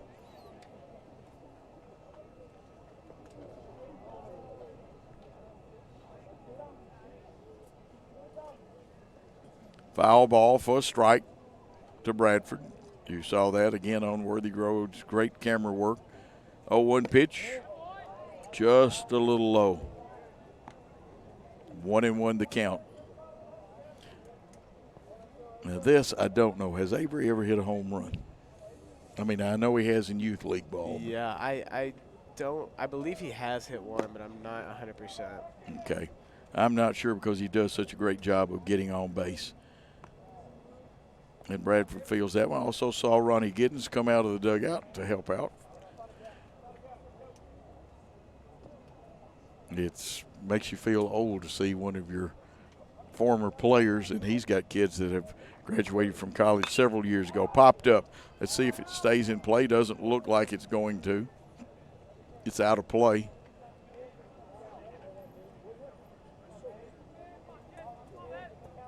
Sometimes your dad makes me feel old because I can remember when he was in high school and his brother Jeff. Pitch. Boy, that you got a good ringing with the parabolic mic then, and that one kind of behind Avery.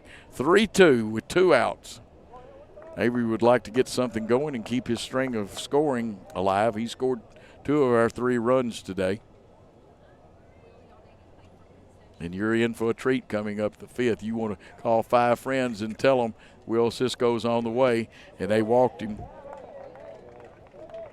And no, but I'm going to go ahead and talk to the I will take a hot dog, hamburger, anything, just mustard. And Number 19, Alden Holland. Alden Holland up there. Avery Bradford at first. Will we run him because Alden's a pretty good hitter. Don't want to take the bat out of his hands. And there's a strike. And that's an interesting call. That's the reason you and I are sitting over here, and We're not down there. Chase is there on third baseline making those tough decisions. The 0-1 pitch on the way. Fouled off. It's 0-2. And I'm going to be honest with you, Avery had a good lead then. Now this is where Alden now has got to just make contact with the thing. Protect the plate. You don't want to strike out.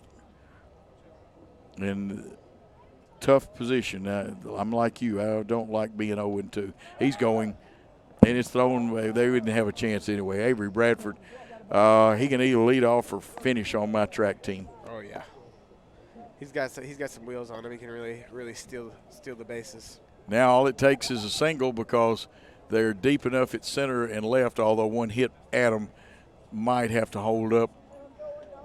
Might take a chance on right field. Infield's at normal depth. fouled off again. Again, Alden, he's 1 for 2 today. He has a single. And Ronnie getting quite a workout out of the USJ dugout, helping with the baseballs. He's one of their coaches, has been with them a long time. There's the strikeout, but it gets away. And Avery makes the big turn. And you score it as a strikeout, but since there's no out, and you got, I'm going to say, a wild pitch. Again, we're dependent on the scoring. We'll see if Game Changer will tell us anything about that one. Actually, Game Changer's about a play behind right now. The Walker Ray up there with a chance to help himself. A runner on third.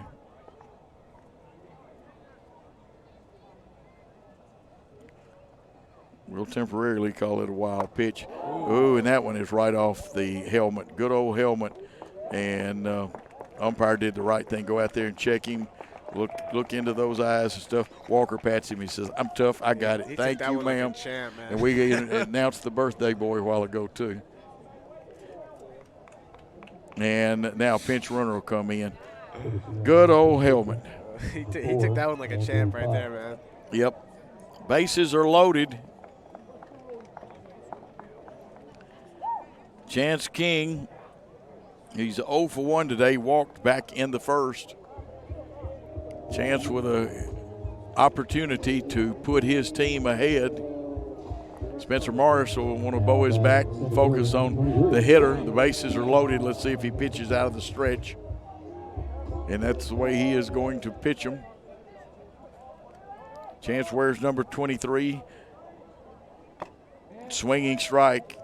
And if he gets that one, it's a grand slam, but he didn't. Kind of tipped the bat a little bit.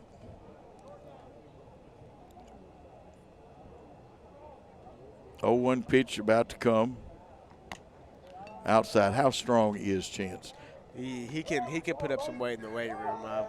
I've worked out with him a couple times before during the off season. He can really put some stuff down, but here's the 1-1 pitch, fouled off. And he would love to have that one back. He hit it, but he didn't get on the sweet part of the bat. Now he's got to guard the plate. There's a force at every base. Infield will play it at regular depth. They'll also, now right field backed up about 5 steps.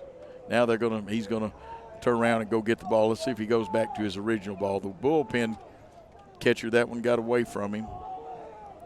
And he's gonna come back into his normal spot. So he may have been headed that way anyway.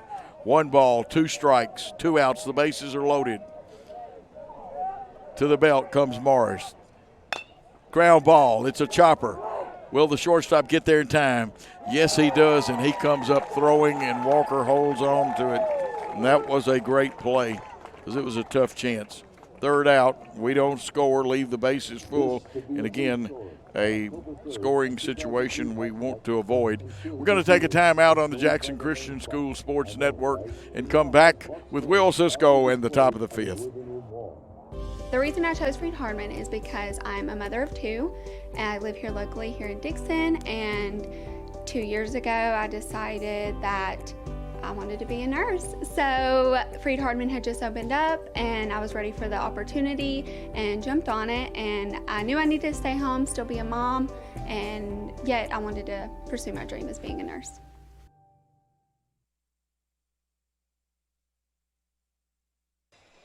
And welcome back here, the 5th inning of action, top of the 5th here at Jackson Christian. It's your new play-by-play man, Will Cisco, and the new color man, Coach Joe, back here to start the top of the 5th. Walker Ray is going to be pitching again for us. I've got him at 80 pitches strong right now. He's pitched a great game, and hope to see something good from him here. Absolutely, Will. He wants to try to get him out quick. He doesn't want to use his pitch count up.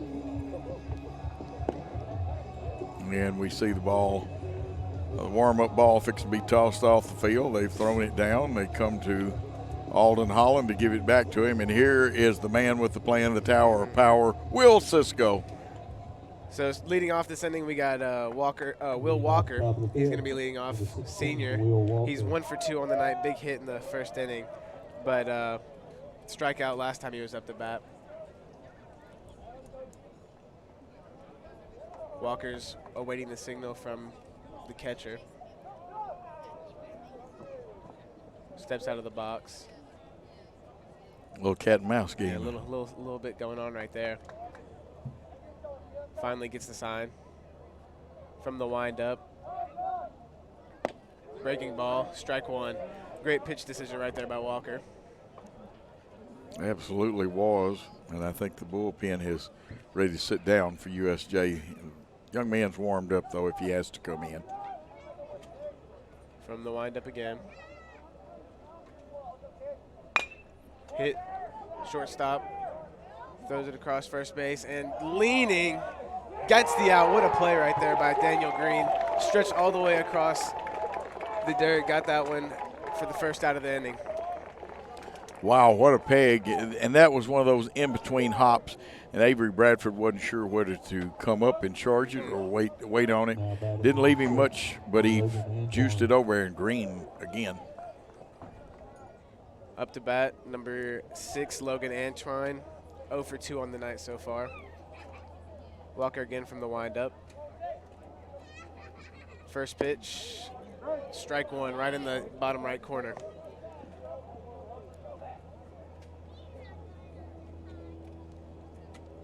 Wyatt getting the sign from Coach McLean in the dugout.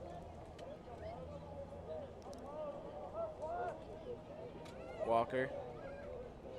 A little bit low right there. Ball 2 bounced on the plate. Looked like he was going for the breaking ball. Looks like Chance King's shading him slightly to right field out in center field. Of course, Chance the junior.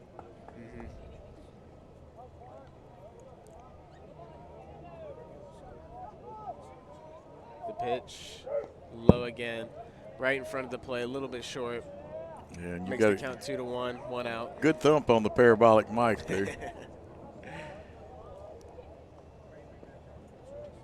2-1. Walker wants a new ball. Didn't like the feel of that one. And sometimes as a pitcher, you don't like the feel of it. I always like to get those that have little cuts and nicks in them. You can make them dance and do all kinds of stuff. They can do a little crazy stuff right there. Yeah. Walker from the windup. Pitch low again right there. Makes the count 3-1. 3 low balls in a row for Walker right there. Of course, with 1 out, really want to get this hitter here. And this young man, Logan Antoine, a very good left-handed hitter.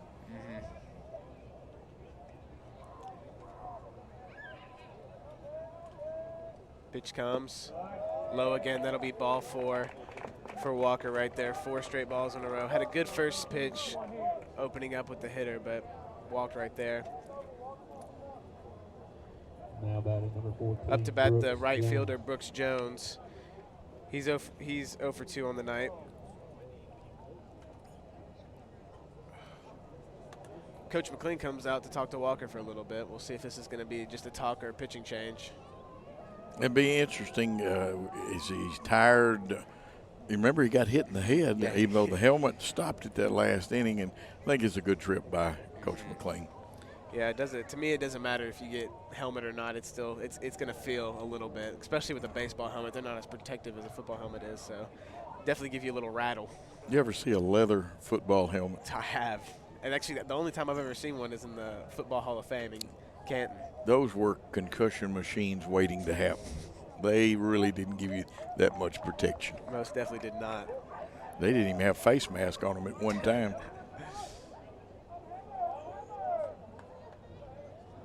Here comes the pitch.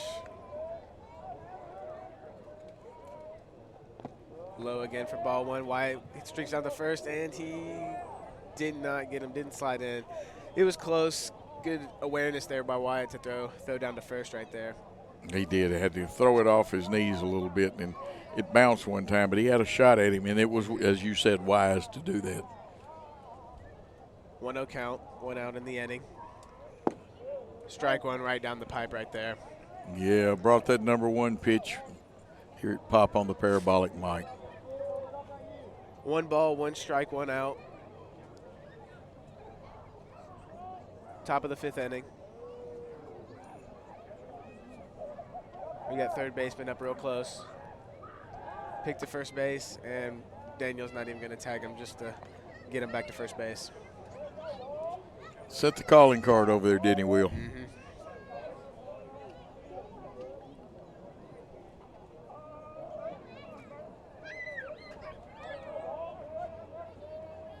One pitch, hit right down the middle to the shortstop. Fumbled the ball a little bit. Had the chance for the double play there, but just fumbled it a little bit. So both runners are going to get on to first and second base. Score that one an E6 as an error on the shortstop. Sometimes it just runs up your glove and stuff. Mm-hmm. You're ready, and nobody feels worse about that than Avery Bradford right now, because he was ready to make the double play. Now we got to work out of a little one-out trouble with 2 on. John Dugan up to bat, the left fielder. Runners on first and second. Walker steps off, takes a look around, makes sure everybody's gets the signs from the second baseman. Might see a little pick move here to the second base. First and second, 1 out from the stretch.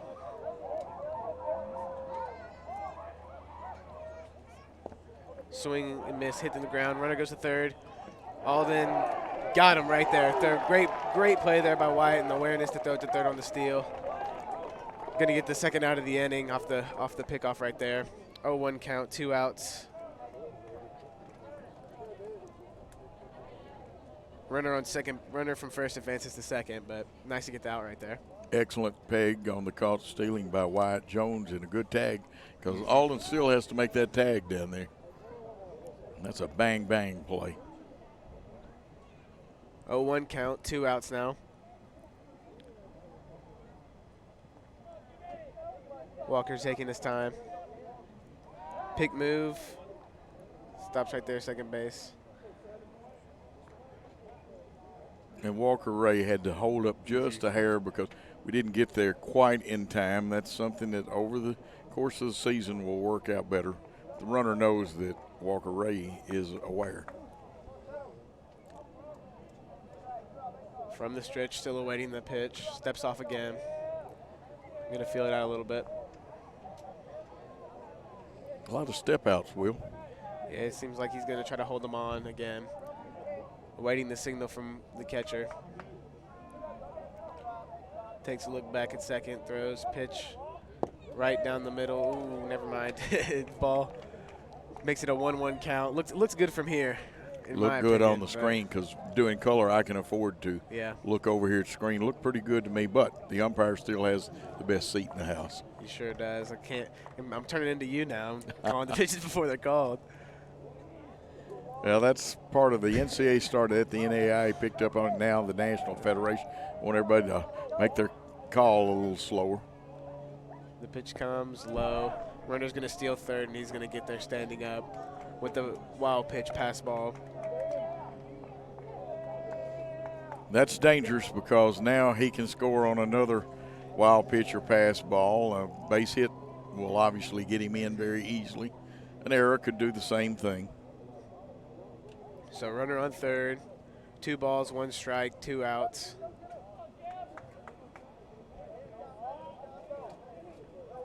Walker from the stretch. Pitch comes in, strike 2 right there. Little breaking ball to even up the count. 2 balls, 2 strikes, 2 outs. Strike right here will end the inning and get us in a good spot.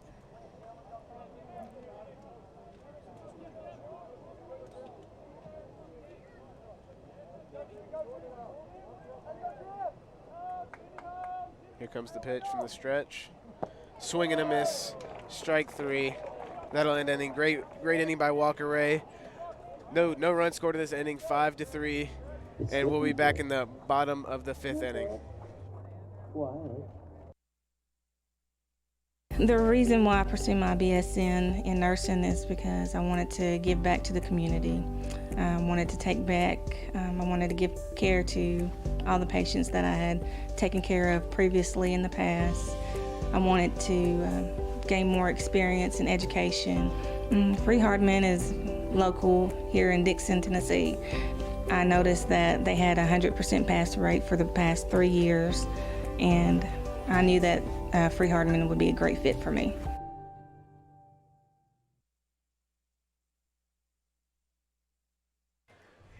Back in the bottom of the 5th inning here. Spencer Morris back on the mound. We've got him at 90 pitches today. He's done a great job pitching, has 6 strikeouts, and my man, Coach Ray, just told me that these 2 pitchers play on the same summer league team together. Interesting, because that means they play for Coach Walsh down there that coaches at Freed-Hardeman. They both play travel bar together, so little pitch off right here between the 2 of them. See who's doing. Well, it was good to see Coach Ray and Walker down at the Freed game. We need to get you down there sometime. I'll have to come by. I know Emily wants me to come down and see her, so she'll be real happy if I come down there. Well, she should be. Outstanding young man like you. Prominent people want autographs from you. And back to the best color / play-by-play man. Here's Will Cisco. Leading off this inning, we've got Everett Wells, the big man center fielder, coming up the bat. He's 1 for 2, I believe, in the game. Hits a hit right there to the shortstop. He's streaking down to first. Little fumble right there, but still going to get the out. Great play there by the shortstop, Tyke Tabor, to get the out. And good hit by Everett, just wasn't quick enough to get there. Tabor has a good strong arm, doesn't he, Will? He sure does. Great shortstop for the Bruins. I think he's lifted a weight or 2 for football. Yeah, he's definitely been in the weight room a little bit. Number 15, Daniel Green. Now up Daniel Green, the first baseman, the freshman, seems to always come up with a big hit when we need it. So pitch goes, strike 1. Got a 0-1 count to start the inning right there. 1 out, and we have a catcher-pitcher meeting coming in. A little quick talk, it looks like. Yeah, I believe Daniel was 0 for 1 tonight. He walked back in the first inning. Okay, he walked.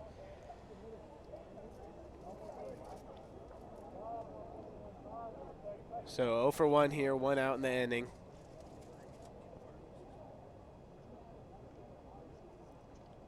Spencer from the stretch. High pitch right there, little wild pitch, very fast, but high fastball right there. Gonna make it 1-1. Need some base runners. We're 2 down. We are 2 down. Need Daniel to get on base here. Pitch comes, good, fouled off, out of play. Fighting with the contact right there. It was an outside fastball. Yeah, it looked good leaving the bat, but it started slicing. 1-2 count, 1 out. I saw Ronnie Giddens move their right fielder towards the right field line a little bit and in a couple of steps. Pitch outside, strike 3, caught looking right there. Was way to battle, just a little outside pitch that caught him right there. Now up to bat we have Wyatt Jones, the catcher, number 10. 0 for 2 on the night. Hopefully going to see something great out of him.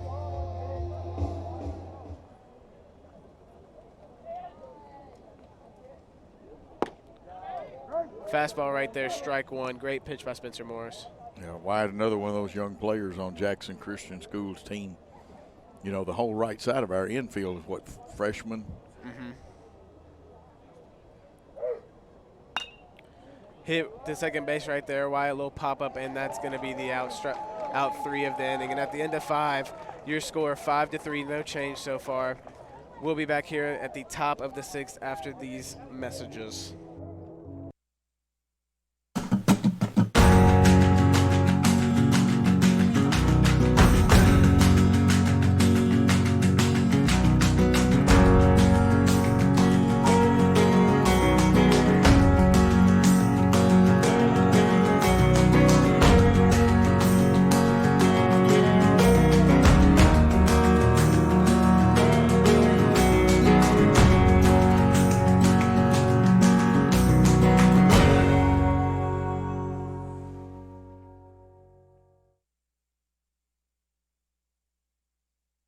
And a great crowd shot there at Worthy Road Studios.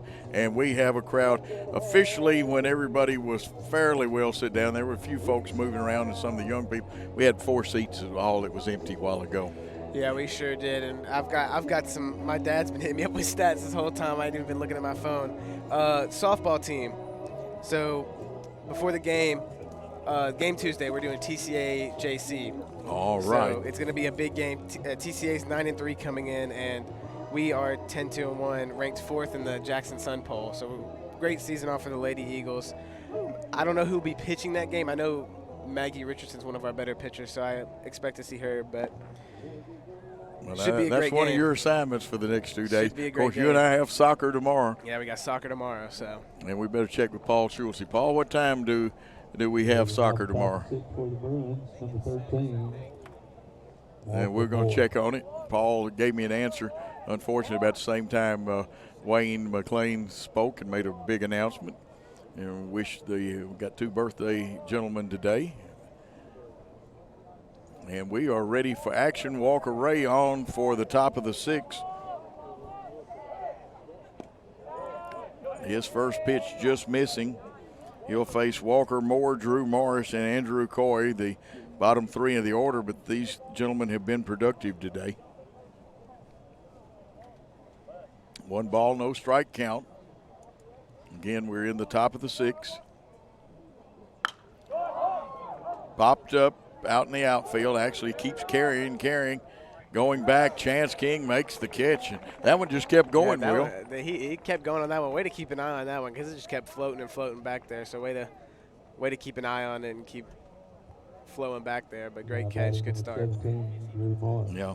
I'll go defer to you. I've got 98 pitches for Walker, but we need to keep because 110's it. Yeah, you lost me on that last inning. I don't know where we're at. Okay, well I'll be approximately 98 pitches I'll take is what you I on have. 98. It was 82 before the 5th, so that sounds about right.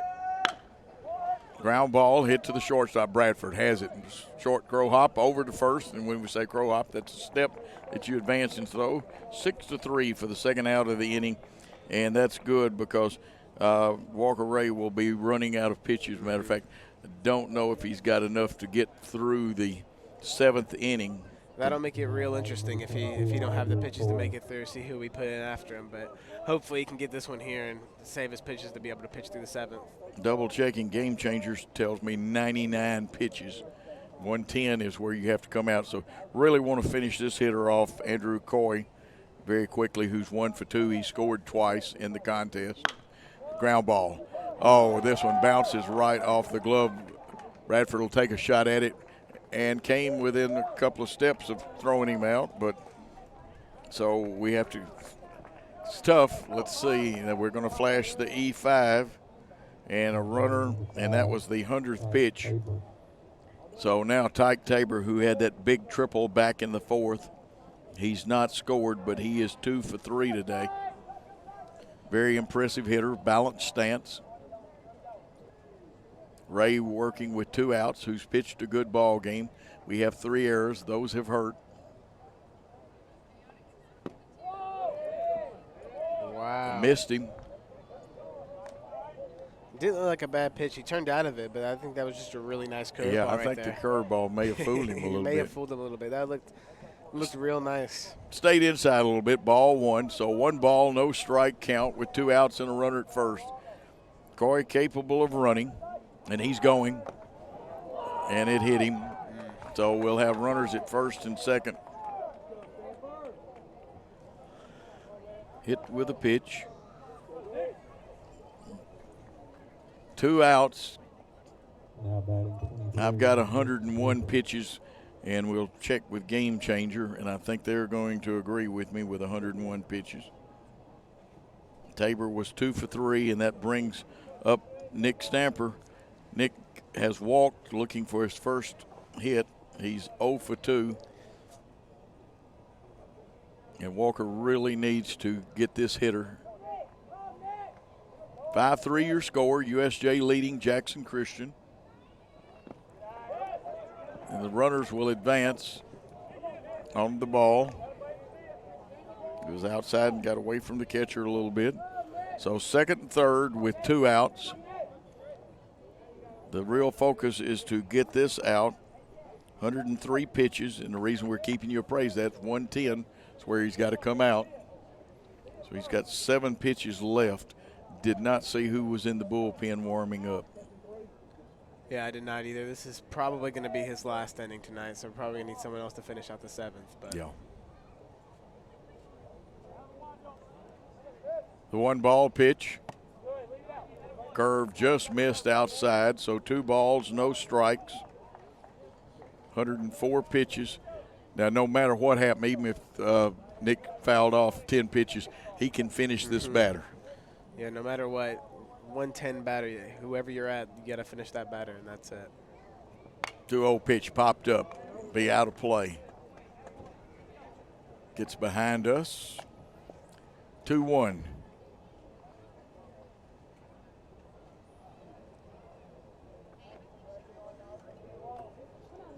Stamper 0 for 2 on the day with a 2-1 count on him. Runners at second and third.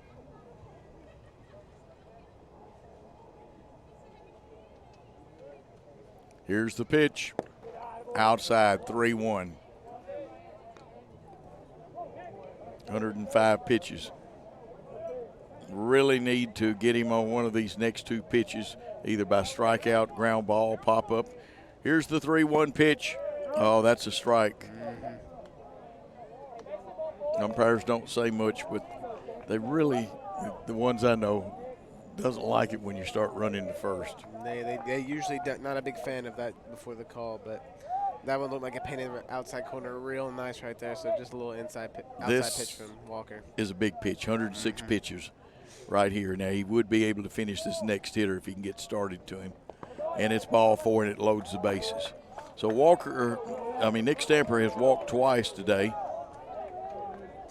Yeah, this is going to be Walker's last batter unless he gets a hit. Yeah. No place to put him. Ducks on the pond. And a very good hitter in Will Walker, the first baseman, wears number 16. The number he used to wear all the time was 6. But when he came to USJ, Logan Antoine has 6, so he took 16. Here comes, I don't know if Coach will make the change or not right here because he's at 100. Oh, he's at 109 pitches. Yep. They got the game changer caught up. And let's see who's coming on. JT Favera. His grandmother's here. JT's done a pretty good job of being a relief pitcher, but it's still tough. You only get, I believe, 8 tosses here. Okay. Now Walker's at third, and we got Alden in center. And let's see where Chance goes. Collins will come off the field, so they'll keep JT Favera won't bat. He actually came in for Collins. Yes. And they moved Walker to third, and I'm Chance not sure about the outfield probably will situation. go to right field. He'll either stay in center or go to right. Yeah. We're in the top of the 6. USJ hasn't plated one yet. First 2 men went down. Then there was an E5, a walk, and a hits batsman and then a walk. And the bases are loaded up. And Will Walker, a very dangerous man, will be at the plate. Walker's 1 for 3 on the day. It's in the 3rd spot. Your cleanup hitter's Logan Antoine. And they're giving a few tosses. But Walker over on 3rd. Well, that's a lot different throw than the one you make from the pitcher's mound. Yeah, much different. He's getting a lot of warm-up in right there from third base. So JT Favera came on, and he was right on. We didn't find out whether they gave him a save or not. He was right at the save level last time he pitched. Young man that has a variety of pitches, but he faces one of the toughest hitters he'll see in a while is the number 3 hitter, Will Walker. Favera will pitch out of the stretch. Bases are jammed, no place to put him. That one just outside. Drama and the tension build with each pitch. 1 ball, no strike count, bases loaded, 2 outs. So runners will be running on the crack of the bat. Everybody at normal depth. This one gets away, and the runner at third slips, so 2 ball, no strike count. And about this time of night, sometimes you have a little dew form on the grass part of the field. And the runner at third was past the cutout. Yeah, he took a little slip on the grass there. JT Favera has his sign, comes to the belt, kicks, comes to the plate. He's got a strike. 2-1. Outfield straight away. And as I told you earlier, on the crack of the bat, big lead because we're not holding Stamper on at first. Runner on third, way coyed, way down that line. Popped up. Will it stay in play? No, it goes out of play. 2 balls, 2 strikes, 2 outs.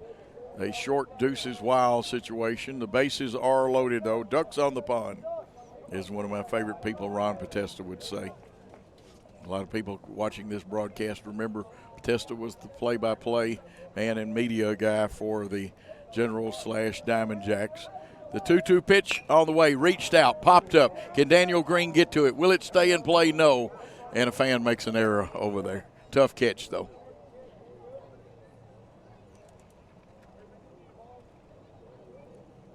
And no, there's not a stat for fans dropping balls, and they don't have a glove to catch with. No. So we'll do the 2-2 pitch with 2 outs again. Sacks are jammed at the crack of the bat. People are running. Will Walker at the plate, 1 for 3. Huge lead at third. Yep, a huge lead. You almost got to step off that thing and run right at the guy. Here's the pitch.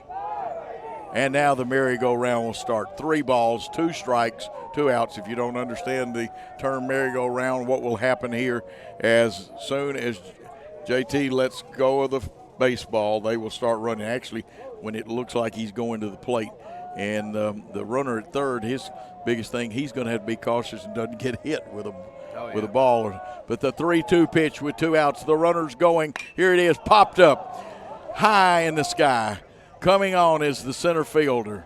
He takes it for the 3rd out, and that averts a run-scoring inning. The score, 5-3. USJ leading Jackson Christian. Will come back for the bottom of the 6th after this on the Jackson Christian Sports Network. The reason I chose Freed-Hardeman is because I'm a mother of 2, and I live here locally here in Dixon, and 2 years ago I decided that I wanted to be a nurse. So Freed-Hardeman had just opened up, and I was ready for the opportunity and jumped on it, and I knew I needed to stay home, still be a mom, and yet I wanted to pursue my dream as being a nurse.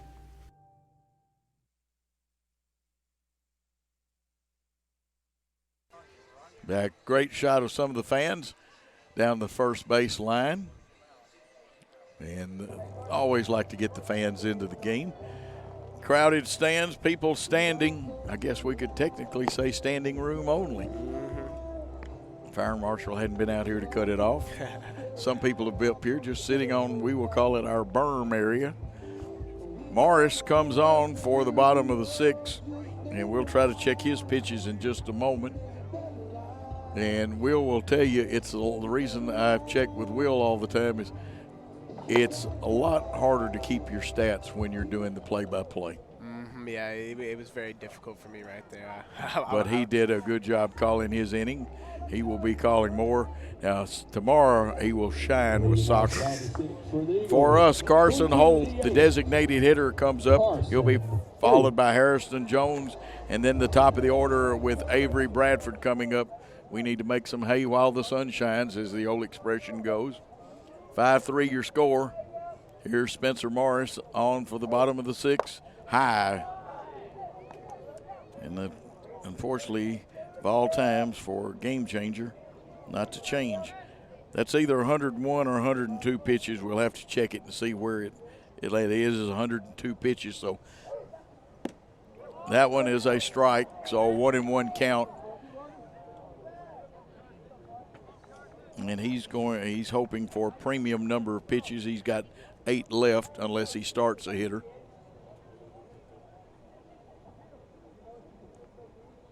The 1-1 pitch on the way from Morris. It's high for ball 2. 103 pitches. Carson Holt is 0 for 1 in this contest, with his club needing base runners right now.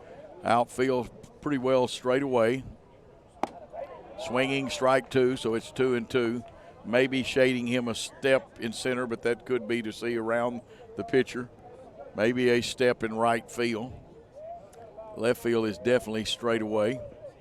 2-2, no outs. Morris ready to pitch. Carson Holt ready for the 2-2 pitch. It's high. Will that runs it to 3-2? Yeah, Carson's doing a great job being patient right here, waiting on his pitch right there. But 3-2, something's got to happen here. He's either going to defend or hope for the walk. I've got 105 pitches unofficially. We'll check that against Game Changer in a minute. Here's the 3-2 pitch on the way, and he walked him. I think that hit him. Did it hit him? Yeah, okay. It hit his elbow pad right there. We'll take it. We're not choicey. Need runners. Here comes Harrison Jones to the plate. Number 7, Harrison He's Jones. bunted and struck out. He's 0 for 2. And I want to say that's 106 pitches. They haven't changed it yet. Yeah, I got it at 106. You got it 106. So this could be, depending on what happens. USJ wants the double play. They come into double play depth. Outfield straight away. Here's the pitch. Draws back from the bunt. They've got him picked off, and they got him anyway. I thought by turning that way they might not get him. Got too big a lead and a good shot by the catcher, Drew Morris.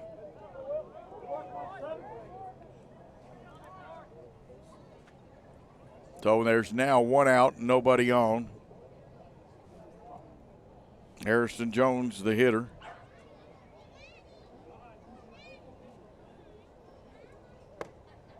And he's high. They're going to check, see if he swung. That time, no, that was just self-defense. Took a little check there, but he not far enough to call anything. Now, unless something has changed, this should be the last hitter. I've got either 107 or 108 pitches. That one a ball. I got it at 109. You got it 109. Okay, you are probably right because I seem to be a pitch behind. Oh, I'm definitely a pitch behind. 3 balls, no strikes. Harrison Jones, the hitter, the fine young second baseman. There's a strike. This should be the last hitter. Unless they've moved the pitch count from 110. Here's the 3-1 pitch. Strike 2. So Spencer Morris makes a great comeback right here on this one.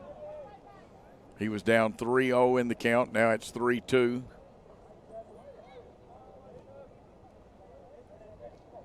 Here's the pitch to Jones. They got him.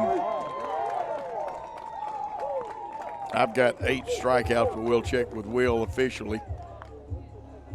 Evidently, what Game Changer has and what I've got is not the same. Yeah, I guess not. I guess they're going to let him go again. Must not have the right pitch count on that. It's got to be close, though. It's got to be close. It's got to be the last couple batters here. 8 strikeouts, though, on the night for Spencer.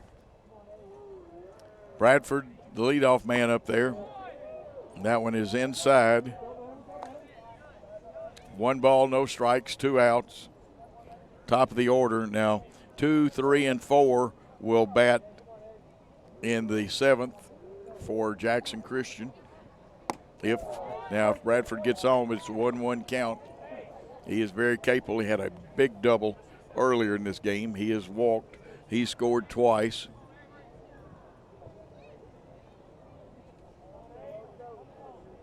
He's 1 for 1. Interesting. Yeah. Ball got the umpire right there. Yep.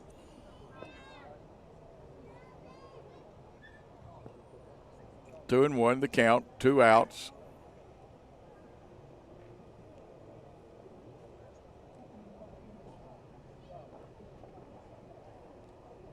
Catcher goes out to talk to the pitcher just a little bit. Also buys the umpire a little time to shake the cobwebs out. Shake it a little off a little bit. It looked like it hit him pretty hard in the arm right there, but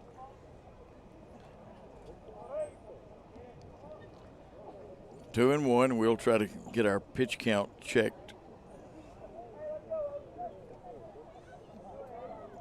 We play by National Federation rules. And that one low, 3-1.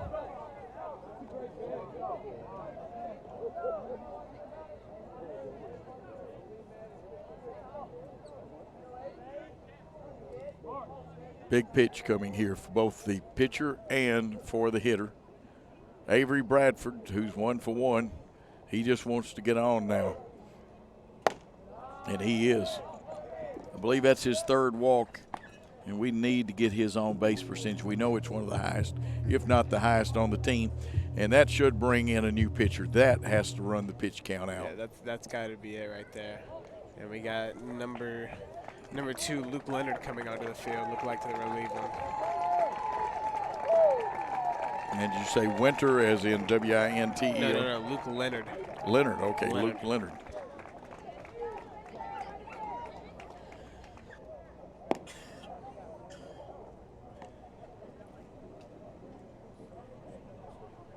Okay, Spencer Morris right now gave up 3 runs, 2 hits, and of course they committed 1 error. I've got him with 8 strikeouts.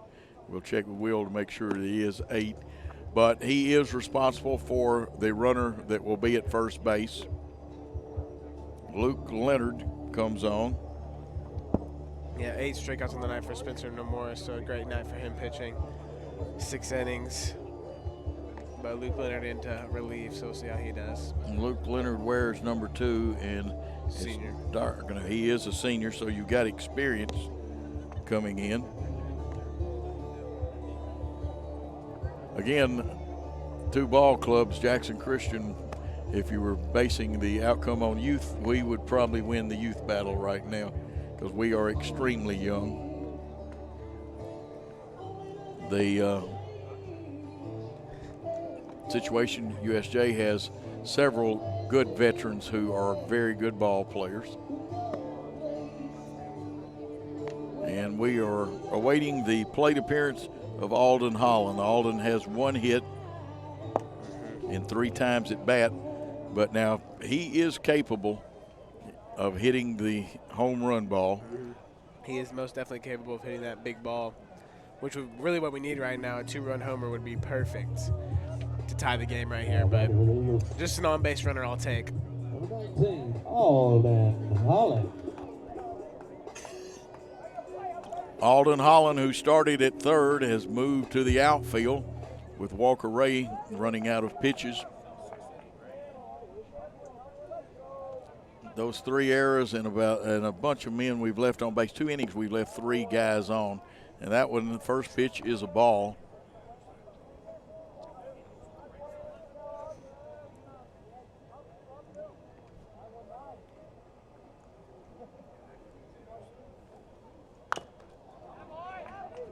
There's a foul for a strike. And just roughly, unofficially, I know of 8 we've left on base. It's a whole lot. I'll do some 1, 2.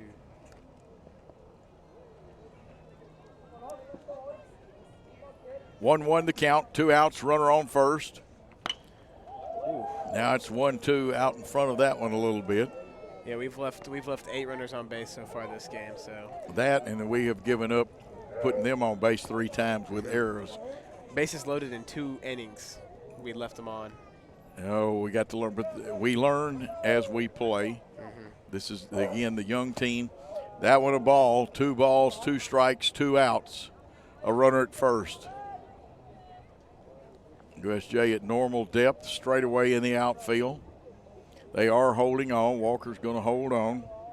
The runner. The runner being the speedster, Avery Bradford. Here's Leonard's pitch. Hit down the line, fair ball. I don't think it'll score a run, but Avery Bradford will be held at third. And he's coming on through. Here's the play at the plate. He is safe, and only because of pure speed, our hitter gets caught in a rundown, but there again we had slippage, so it's now 5-4. What a hit by Alden Holland. It's a shame. We're going to give him a double and an RBI. Yeah, I got caught right there, right in the middle, just slipping. Great play by the catcher, but great hit though. Put us back in it a little bit, 5-4. Need a good stop here, but hopefully we'll see something good. And that's catcher to third base. Yeah. Let's hold it here. Let's go ahead and keep this here. This is the top of the 7th. That slide right there didn't look great. Avery's limping out there to shortstop. So. Well, he was limping a little bit in the last inning. I noticed he was giving to that leg. Yeah, it didn't help there with that head first slide. So he's looking like he's in a little bit of pain. He'll power through. He's playing either way. I know him. He ain't gonna. Yeah, there's a little. Come out, but what's that? A little skipping his get along or limping his get along. He's a tough kid. Players for both teams have played their hearts out. It's a 5-4 contest. Yeah, great game so far. Lots of great pitching, great hitting. It's been a good, exciting contest tonight. Really has been. USJ will bring Logan Antoine to the plate. He will lead it off. Brooks Jones and then John Dugan. They would like to score some insurance runs. JT Favera and team would like to hold them to no runs in this inning and then come back and tie it up or have a walk-off winning run in the 7th inning. 7 innings is what you play in high school baseball. Logan Antoine, the first man up there. Left-handed hitter, slightly open stance. Pops this one to center field. It'll drop before the center fielder can get there. So they have their first runner on, and that's what they want. So the single, that brings up Brooks Jones, who I have him as 0 for 3. Struck out, grounded out, and got on by an error, but that still counts the bat against you. And John Dugan, the left fielder, on deck. Jackson Christian would love to have the double play right here. Favera's looking in for his sign. He's got it. Comes to the belt, goes to first with it. Gives him the I know you're there move.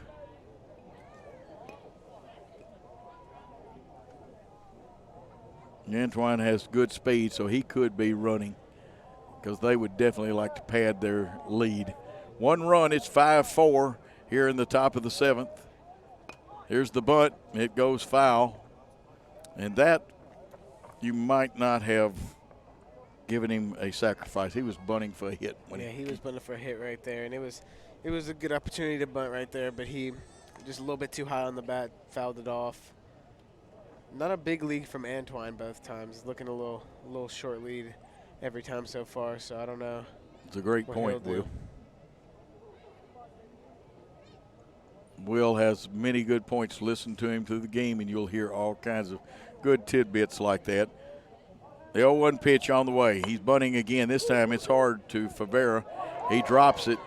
Do we get him at first? Yes. That's 1-3 on that. 1 out, but it does get the man. That's a sacrifice. That does get the runner to second. And that run is very important. Now, is this a pinch hitter? I've got number 8 coming to the plate instead of Dugan. Number 8, is that Berkeley Pettigrew? Yes, Berkeley Pettigrew, sophomore. Pettigrew, a sophomore. He's batting here in the bottom of the 7th. I have not seen Berkeley before because he was still playing in the middle school when I did. We had that off year last year, but he nice little curve outside and takes a strike over that corner of the plate. Yeah, I got him to check a little bit. Good strike there, 0-1 count. He's good start right there with the runner in scoring position. So 1 out with that runner at second. 0-1 count. Favera comes to the plate. It's popped up. Who's going to take charge on this one? Looks like Harrison Jones wants it. He's got it. A little white showing the snow cone effect there, but he covered it. Yeah, he almost dropped that. Was able to get a second hand on it. That could have been That could have been an embarrassing one right there, but he held on to it. No issues. Very good that he held it. Brings up Walker Moore. Walker has walked. He hit that tremendous double and fly it out. 1 for 2 on it. This is the man you want to get it and end it right here and give us a chance to tie it up or take the lead in the bottom of the 7th. Yeah, you don't want to get a run here. This will make it a lot more difficult. Favera's got his sign, comes to the belt, checks the runner, comes to the plate. Strike, says the umpire. Good start right there for JT. He's been hitting his pitches so far this inning, so great start to the half inning. And I think an excellent move here by Wyatt Jones. They want to check because you got to get your signals together. You don't want to cross each other up. And remember, runner on second, so you got to change your calls and stuff. Oh, yeah. And stealing signs happens more than you think. It's not illegal. That's part of the game. Yeah, it is a part of the game, and it's something you just got to deal with. But sure, it was a great meeting. And it's good to communicate. Great to communicate. All sports, no matter what you're playing, great to communicate. Well said, Will. A lot of people don't realize that. No balls, 1 strike, 2 outs, a runner at second, the pitch on the way. Swinging strike 2. 0-2 count, good spot to be in to end this inning. Walker Moore up there with no balls, 2 strikes. He wants to protect that plate and try to work JT Favera. Favera would love to have the strikeout right here. I think he goes after him now. He may use a pitch to tempt Moore, but JT would like to get this inning over so his teammates can get some runs. Here's the pitch. He got him. Strike 3, baby. And he went right after him. JT Favera. What a great job he did, and that's tough. Okay, we're going to take a timeout with the score 5-4 and come back for the exciting bottom of the 7th on the Jackson Christian School Sports Network. The reason why I pursued my BSN in nursing is because I wanted to give back to the community. I wanted to take back, I wanted to give care to all the patients that I had taken care of previously in the past. I wanted to gain more experience and education. Freed-Hardeman is local here in Dixon, Tennessee. I noticed that they had a 100% pass rate for the past 3 years, and I knew that Freed-Hardeman would be a great fit for me.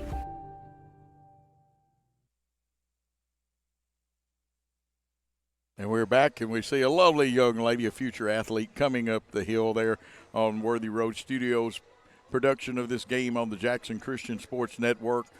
We're trailing by 1, Will. Any thoughts, predictions? I know what you want to happen, probably the same thing, because we are the Jackson Christian Sports Network. Oh, yeah. You know what I want to see. I want to see my boy Big Evs, who's in the hole right now, hit a little walk-off right here to end the game. But we need someone to get on base first before anything can happen.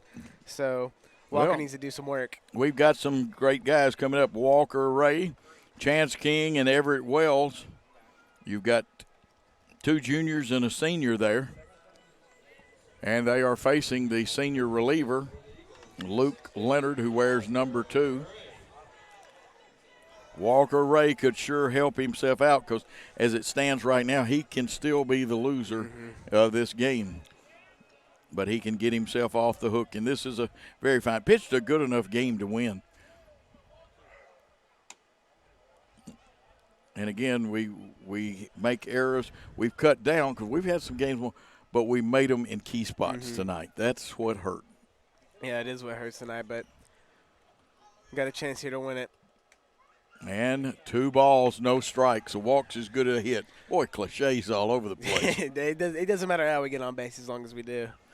You know, if somebody jumps out in front of one, that's okay, too, as long as you don't get out of the batter's box. Most definitely. 2-0 pitch is high, ball 3. And Walker Ray also a crafty runner. Yeah, he is. He'll probably get. I could see him getting pinch run for here for. Actually, can he pinch run for? I don't know. He has to stay now and run for himself. Never mind. He's playing third base, and that's okay. There we And go. ball 4.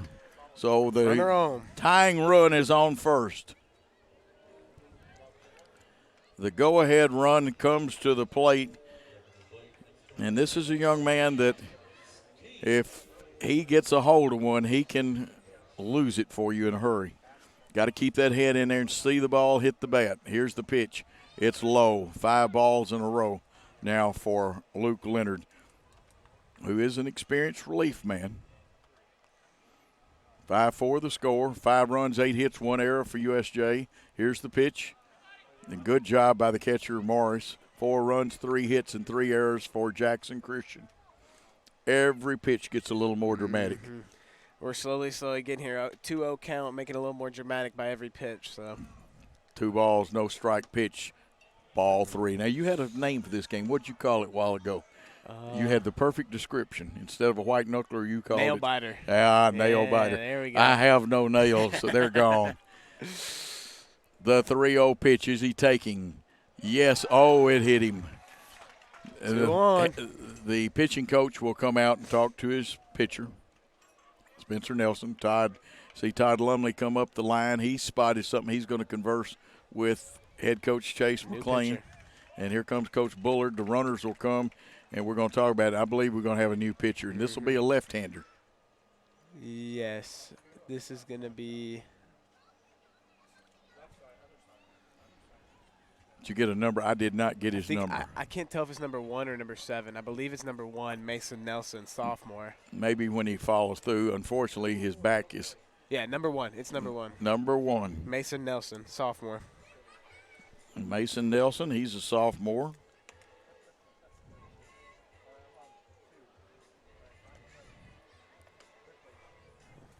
Oh, my prediction's coming up, man. Everett Wells on the thing. Coming up to bat, 2 on. 1 run and 1 hit. Giving up the 2 runners on base are the responsibility of Luke Leonard, Mason Nelson. And let's see who is at the plate. The one and only senior Everett Wells. He'll be followed by Daniel Green. The thing you want to avoid is hitting into the double play. Now, I see a pinch runner on. I did not think, well, you got 1 re-entry, too, that you can do. Mm-hmm.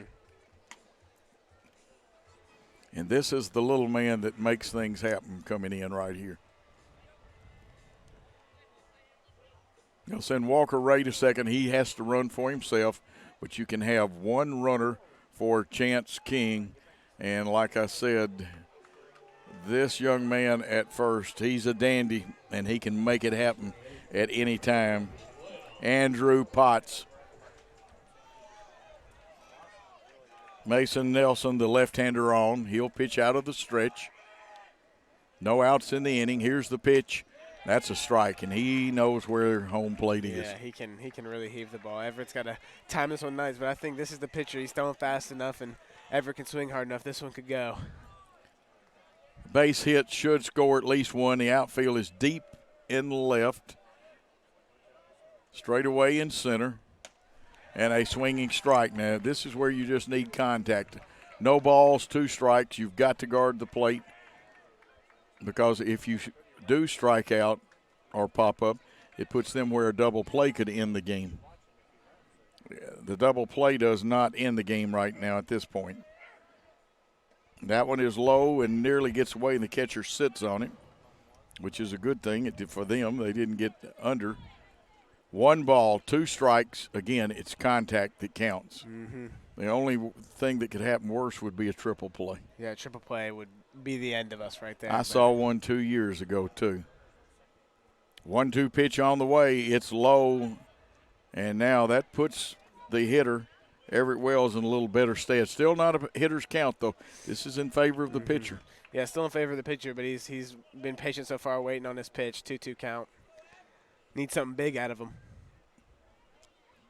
And the 2-2 pitch on the way.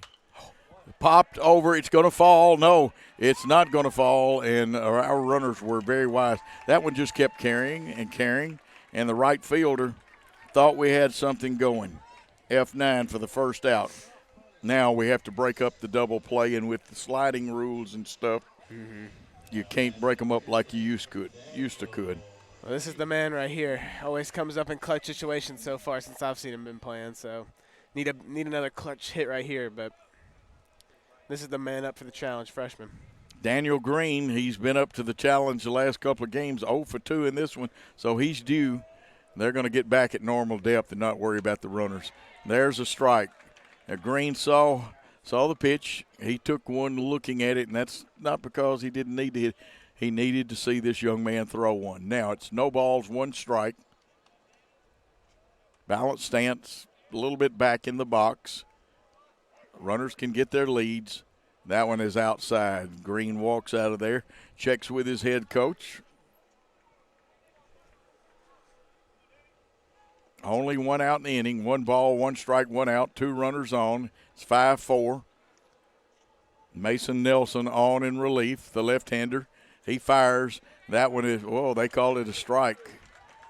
I think some of the Jackson Christian fans thought interesting call. So 1-2. Nelson on trying to preserve the win. Jackson Christian trying to push 1, if not 2 runs across the plate. 1 would tie it, and we'd play a little longer. Fouled off. No, it's going to stay in play. It's in a tough spot. It's going to fall. 1 run will head, and they'll hold him up. They'll have to, because you couldn't advance because it looked like it could be one of those that if it got caught and you get doubled up, game's over. Now, let's see what the strategy is. Do they go for the double play here, or do they come in and cut the run off at the plate?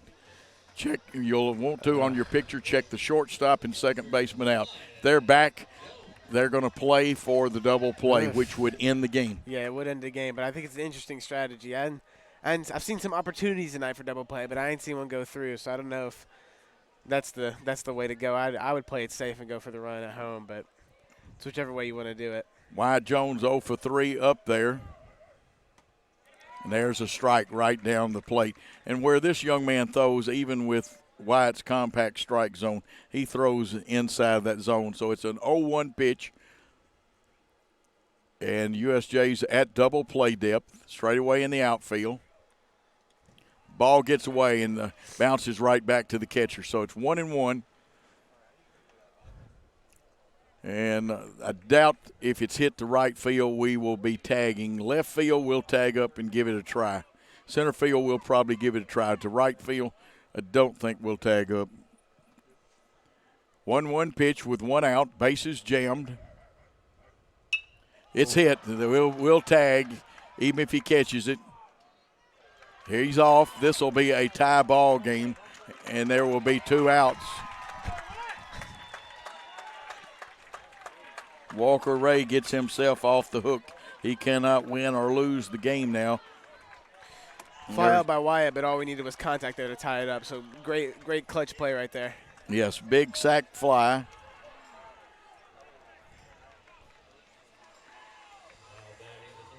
Second out. Carson Holt would like to have a hit right here. He got picked off the last time. Having to go against the left-hander, and that's tough. Swinging strike 1. Runners at first and second. They'll be off with the crack of the bat. All Carson wants to do is make contact here. Otherwise, we'll go to the 8th.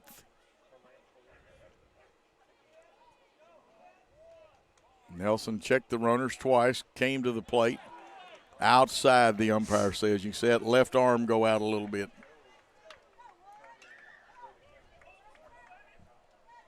One ball, 1 strike, 2 outs, 2 runners on. Mason Nelson wearing number 1, the lefty, comes to the plate. It's outside. He's being patient, waiting on one he wants. Carson knows he can sling this and win the game for us, so he's waiting on the one he likes. 2 balls, 1 strike. Let's see if Nelson comes back inside at the knees, or low at least. I don't think he'll work outside again on this one. 2-1 the count with 2 outs. They try to make the pickoff move and diving back in there and safe. Now, Potts may have hit his stomach a little bit, knocked the air out a little bit. The umpire very wise. Good job. These umpires have been great. Yeah, great crew so far tonight. Yeah, they've made good calls. They've also been concerned about the young men playing. Yeah, there is a hole in left center. You could drive a Mack truck through. Center field shading this hitter. 2-2. It's deuces wild. 2 balls, 2 strikes, 2 outs, 2 runners on. Potts, the winning run is at second. Here's the 2-2 pitch. It's high, 3-2. The merry-go-round will start with this pitch. It's a 2-horse merry-go-round, though. Yeah, hopefully a walk here. Anything to protect the plate. Something's going to happen one way or the other this pitch. In the bottom of the 7th with 2 runners on, a 3-2 count. The pitch is on the way. And it's ball 4. The bases are loaded. The Ducks are on the pond. And down at second, Daniel Green. The only run that's important to either team is Andrew Potts at third base. That's the man to have out there. He's a great base runner. It's a good man to have there. Could steal home if on a pass ball. I could see him doing it. But there is a relief pitcher down in the bullpen. Now, Jones is the most important hitter. He is 0 for 3 tonight. He has scored 1 time, a walk, and this game's over. And that is ball 1. A hit in this game is over. Now, Todd Lumley trying to yell some instructions across. And they might try. This young man's crafty enough pitching. They could try a pickoff, and I think he was telling him about that and to get his lead.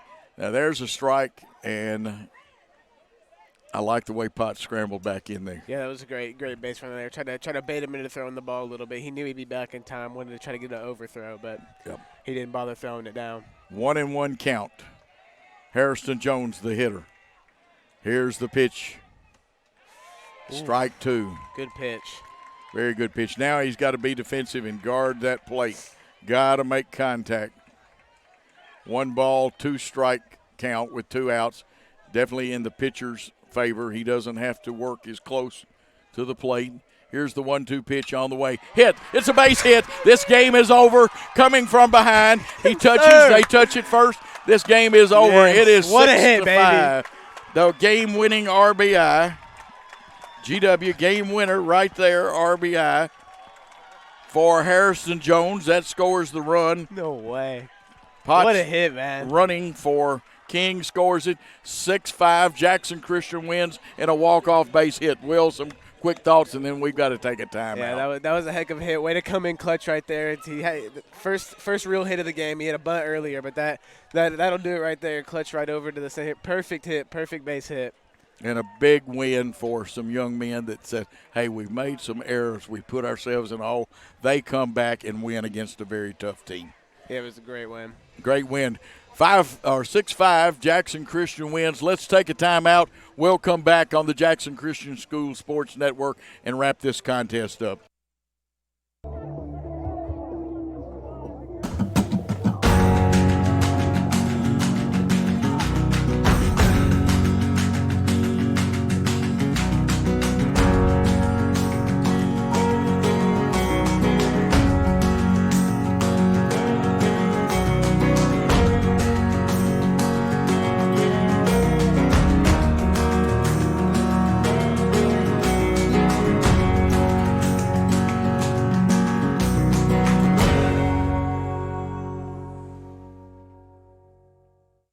The reason I chose Freed-Hardeman is because I'm a mother of 2, and I live here locally here in Dixon, and 2 years ago I decided that I wanted to be a nurse. So Freed-Hardeman had just opened up, and I was ready for the opportunity and jumped on it, and I knew I needed to stay home, still be a mom, and yet I wanted to pursue my dream as being a nurse.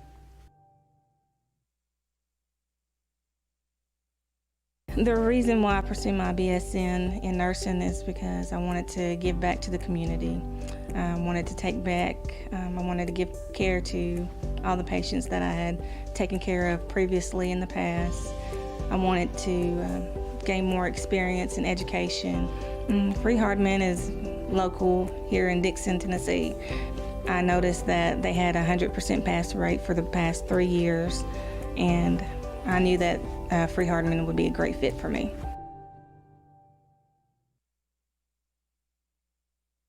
The reason I chose Freed-Hardeman was I came for orientation, and I felt welcomed and loved, and I've toured many nursing programs, and this was different. This one was something different to me, and it's been amazing, and I really enjoyed it, and it's something I'll always remember, and this is family to me. I also chose Freed-Hardeman because of the 100% pass rate at Dixon. They've had a 100% pass rate for the last 3 years, and that finalized my decision to come to Freed-Hardeman.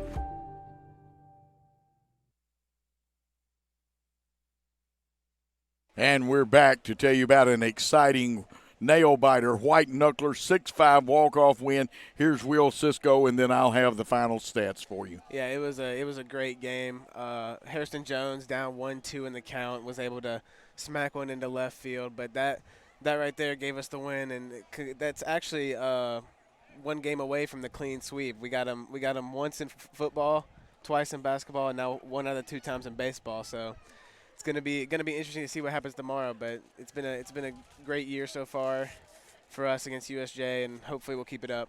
Got to go to their house tomorrow and look for more of this action tomorrow. Let's give you USJ stats very quickly. We're going to use the game changer stats. Tabor was 2 for 3. Stamper 0 for 2. Will Walker 1 for 4. Logan Antoine 1 for 4. 0 for 3 for Jones. 0 for 3 for Dugan. Moore was 1 for 3. Morris was 1 for 3. Coy was 1 for 3. And for the winning Jackson Christian School team, Avery Bradford only had 1 hit, that big double, but he scored 3 times. 3 important times, Will. Yeah. Also, Alden Holland was 2 for 4 with 2 RBIs.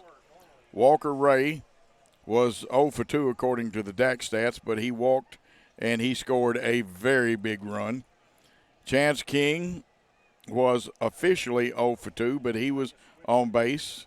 And matter of fact, Potts running for him, I believe, scored the winning run. Correct me if I am wrong. Yes. Everett Wells 0 for 3, but again, a big base on balls got him on. Daniel Green, again, he came through towards the end with a big base hit. Also, Wyatt Jones, the catcher, big sacrifice fly, drove in a run. And Carson Holt was 0 for 1 officially, but he walked, which was very important. And the man of the hour, Harrison Jones, with the big game-winning, and that is GW, folks, game-winning RBI. What a job by him. The winning pitcher was J.T. Favera coming on in relief, and Walker Ray helped get himself. He pitched good enough to win, take those 3 errors out. And, of course, a losing pitcher, I believe, was actually Luke Leonard because he was responsible for the winning run that was on base. And I don't know, I'm going to let you say your part. I don't have a whole lot more to say, but golly, Bill, what a game. Yeah, I mean, y'all saw it right there. That was a great game. My favorite so far this season. That trumps the TRA win by far. So it was great staple win for Coach McLean and the Eagles so far, and hopefully they can do it again tomorrow. Well, Will and I both have been trying to tell you folks, be patient. This is a young team. They're going to win some. They're going to lose some. They're going to play hard, and they played their best even under the adversity of 3 errors against their arch rival. Yep. And there's 2 arch rivals in this town. Trinity's another one. Yep. Who they have a good ball club. All 3 ball clubs are good. But if you'll be patient with these young players, be patient with the coaching staff, your product is going to be very good at the end of the year and even better in the future because this is a terribly young team. Not terribly bad, terribly young. They are very good. They're coming. Patience is all I can ask for. And, of course, we are just about ready to wrap this one up. And I will tell you that any rebroadcast, retransmission, or further use of this contest without the express written consent of Worthy Road Studios is prohibited. A great 6-5 win, and, of course, great production work, direction by Paul Schultze. The play-by-play, Joe Holloway. The color announcer, who also does some pretty good play-by-play, Will Cisco. And, of course, tonight, the beautiful Summer Sturgis was on the camera, and what a great job she did doing that. It's time to say thanks for everybody here at Jackson Christian School in USJ for listening, watching, the administration for helping. But it's time to say thanks for your time. This time, till next time, good night all.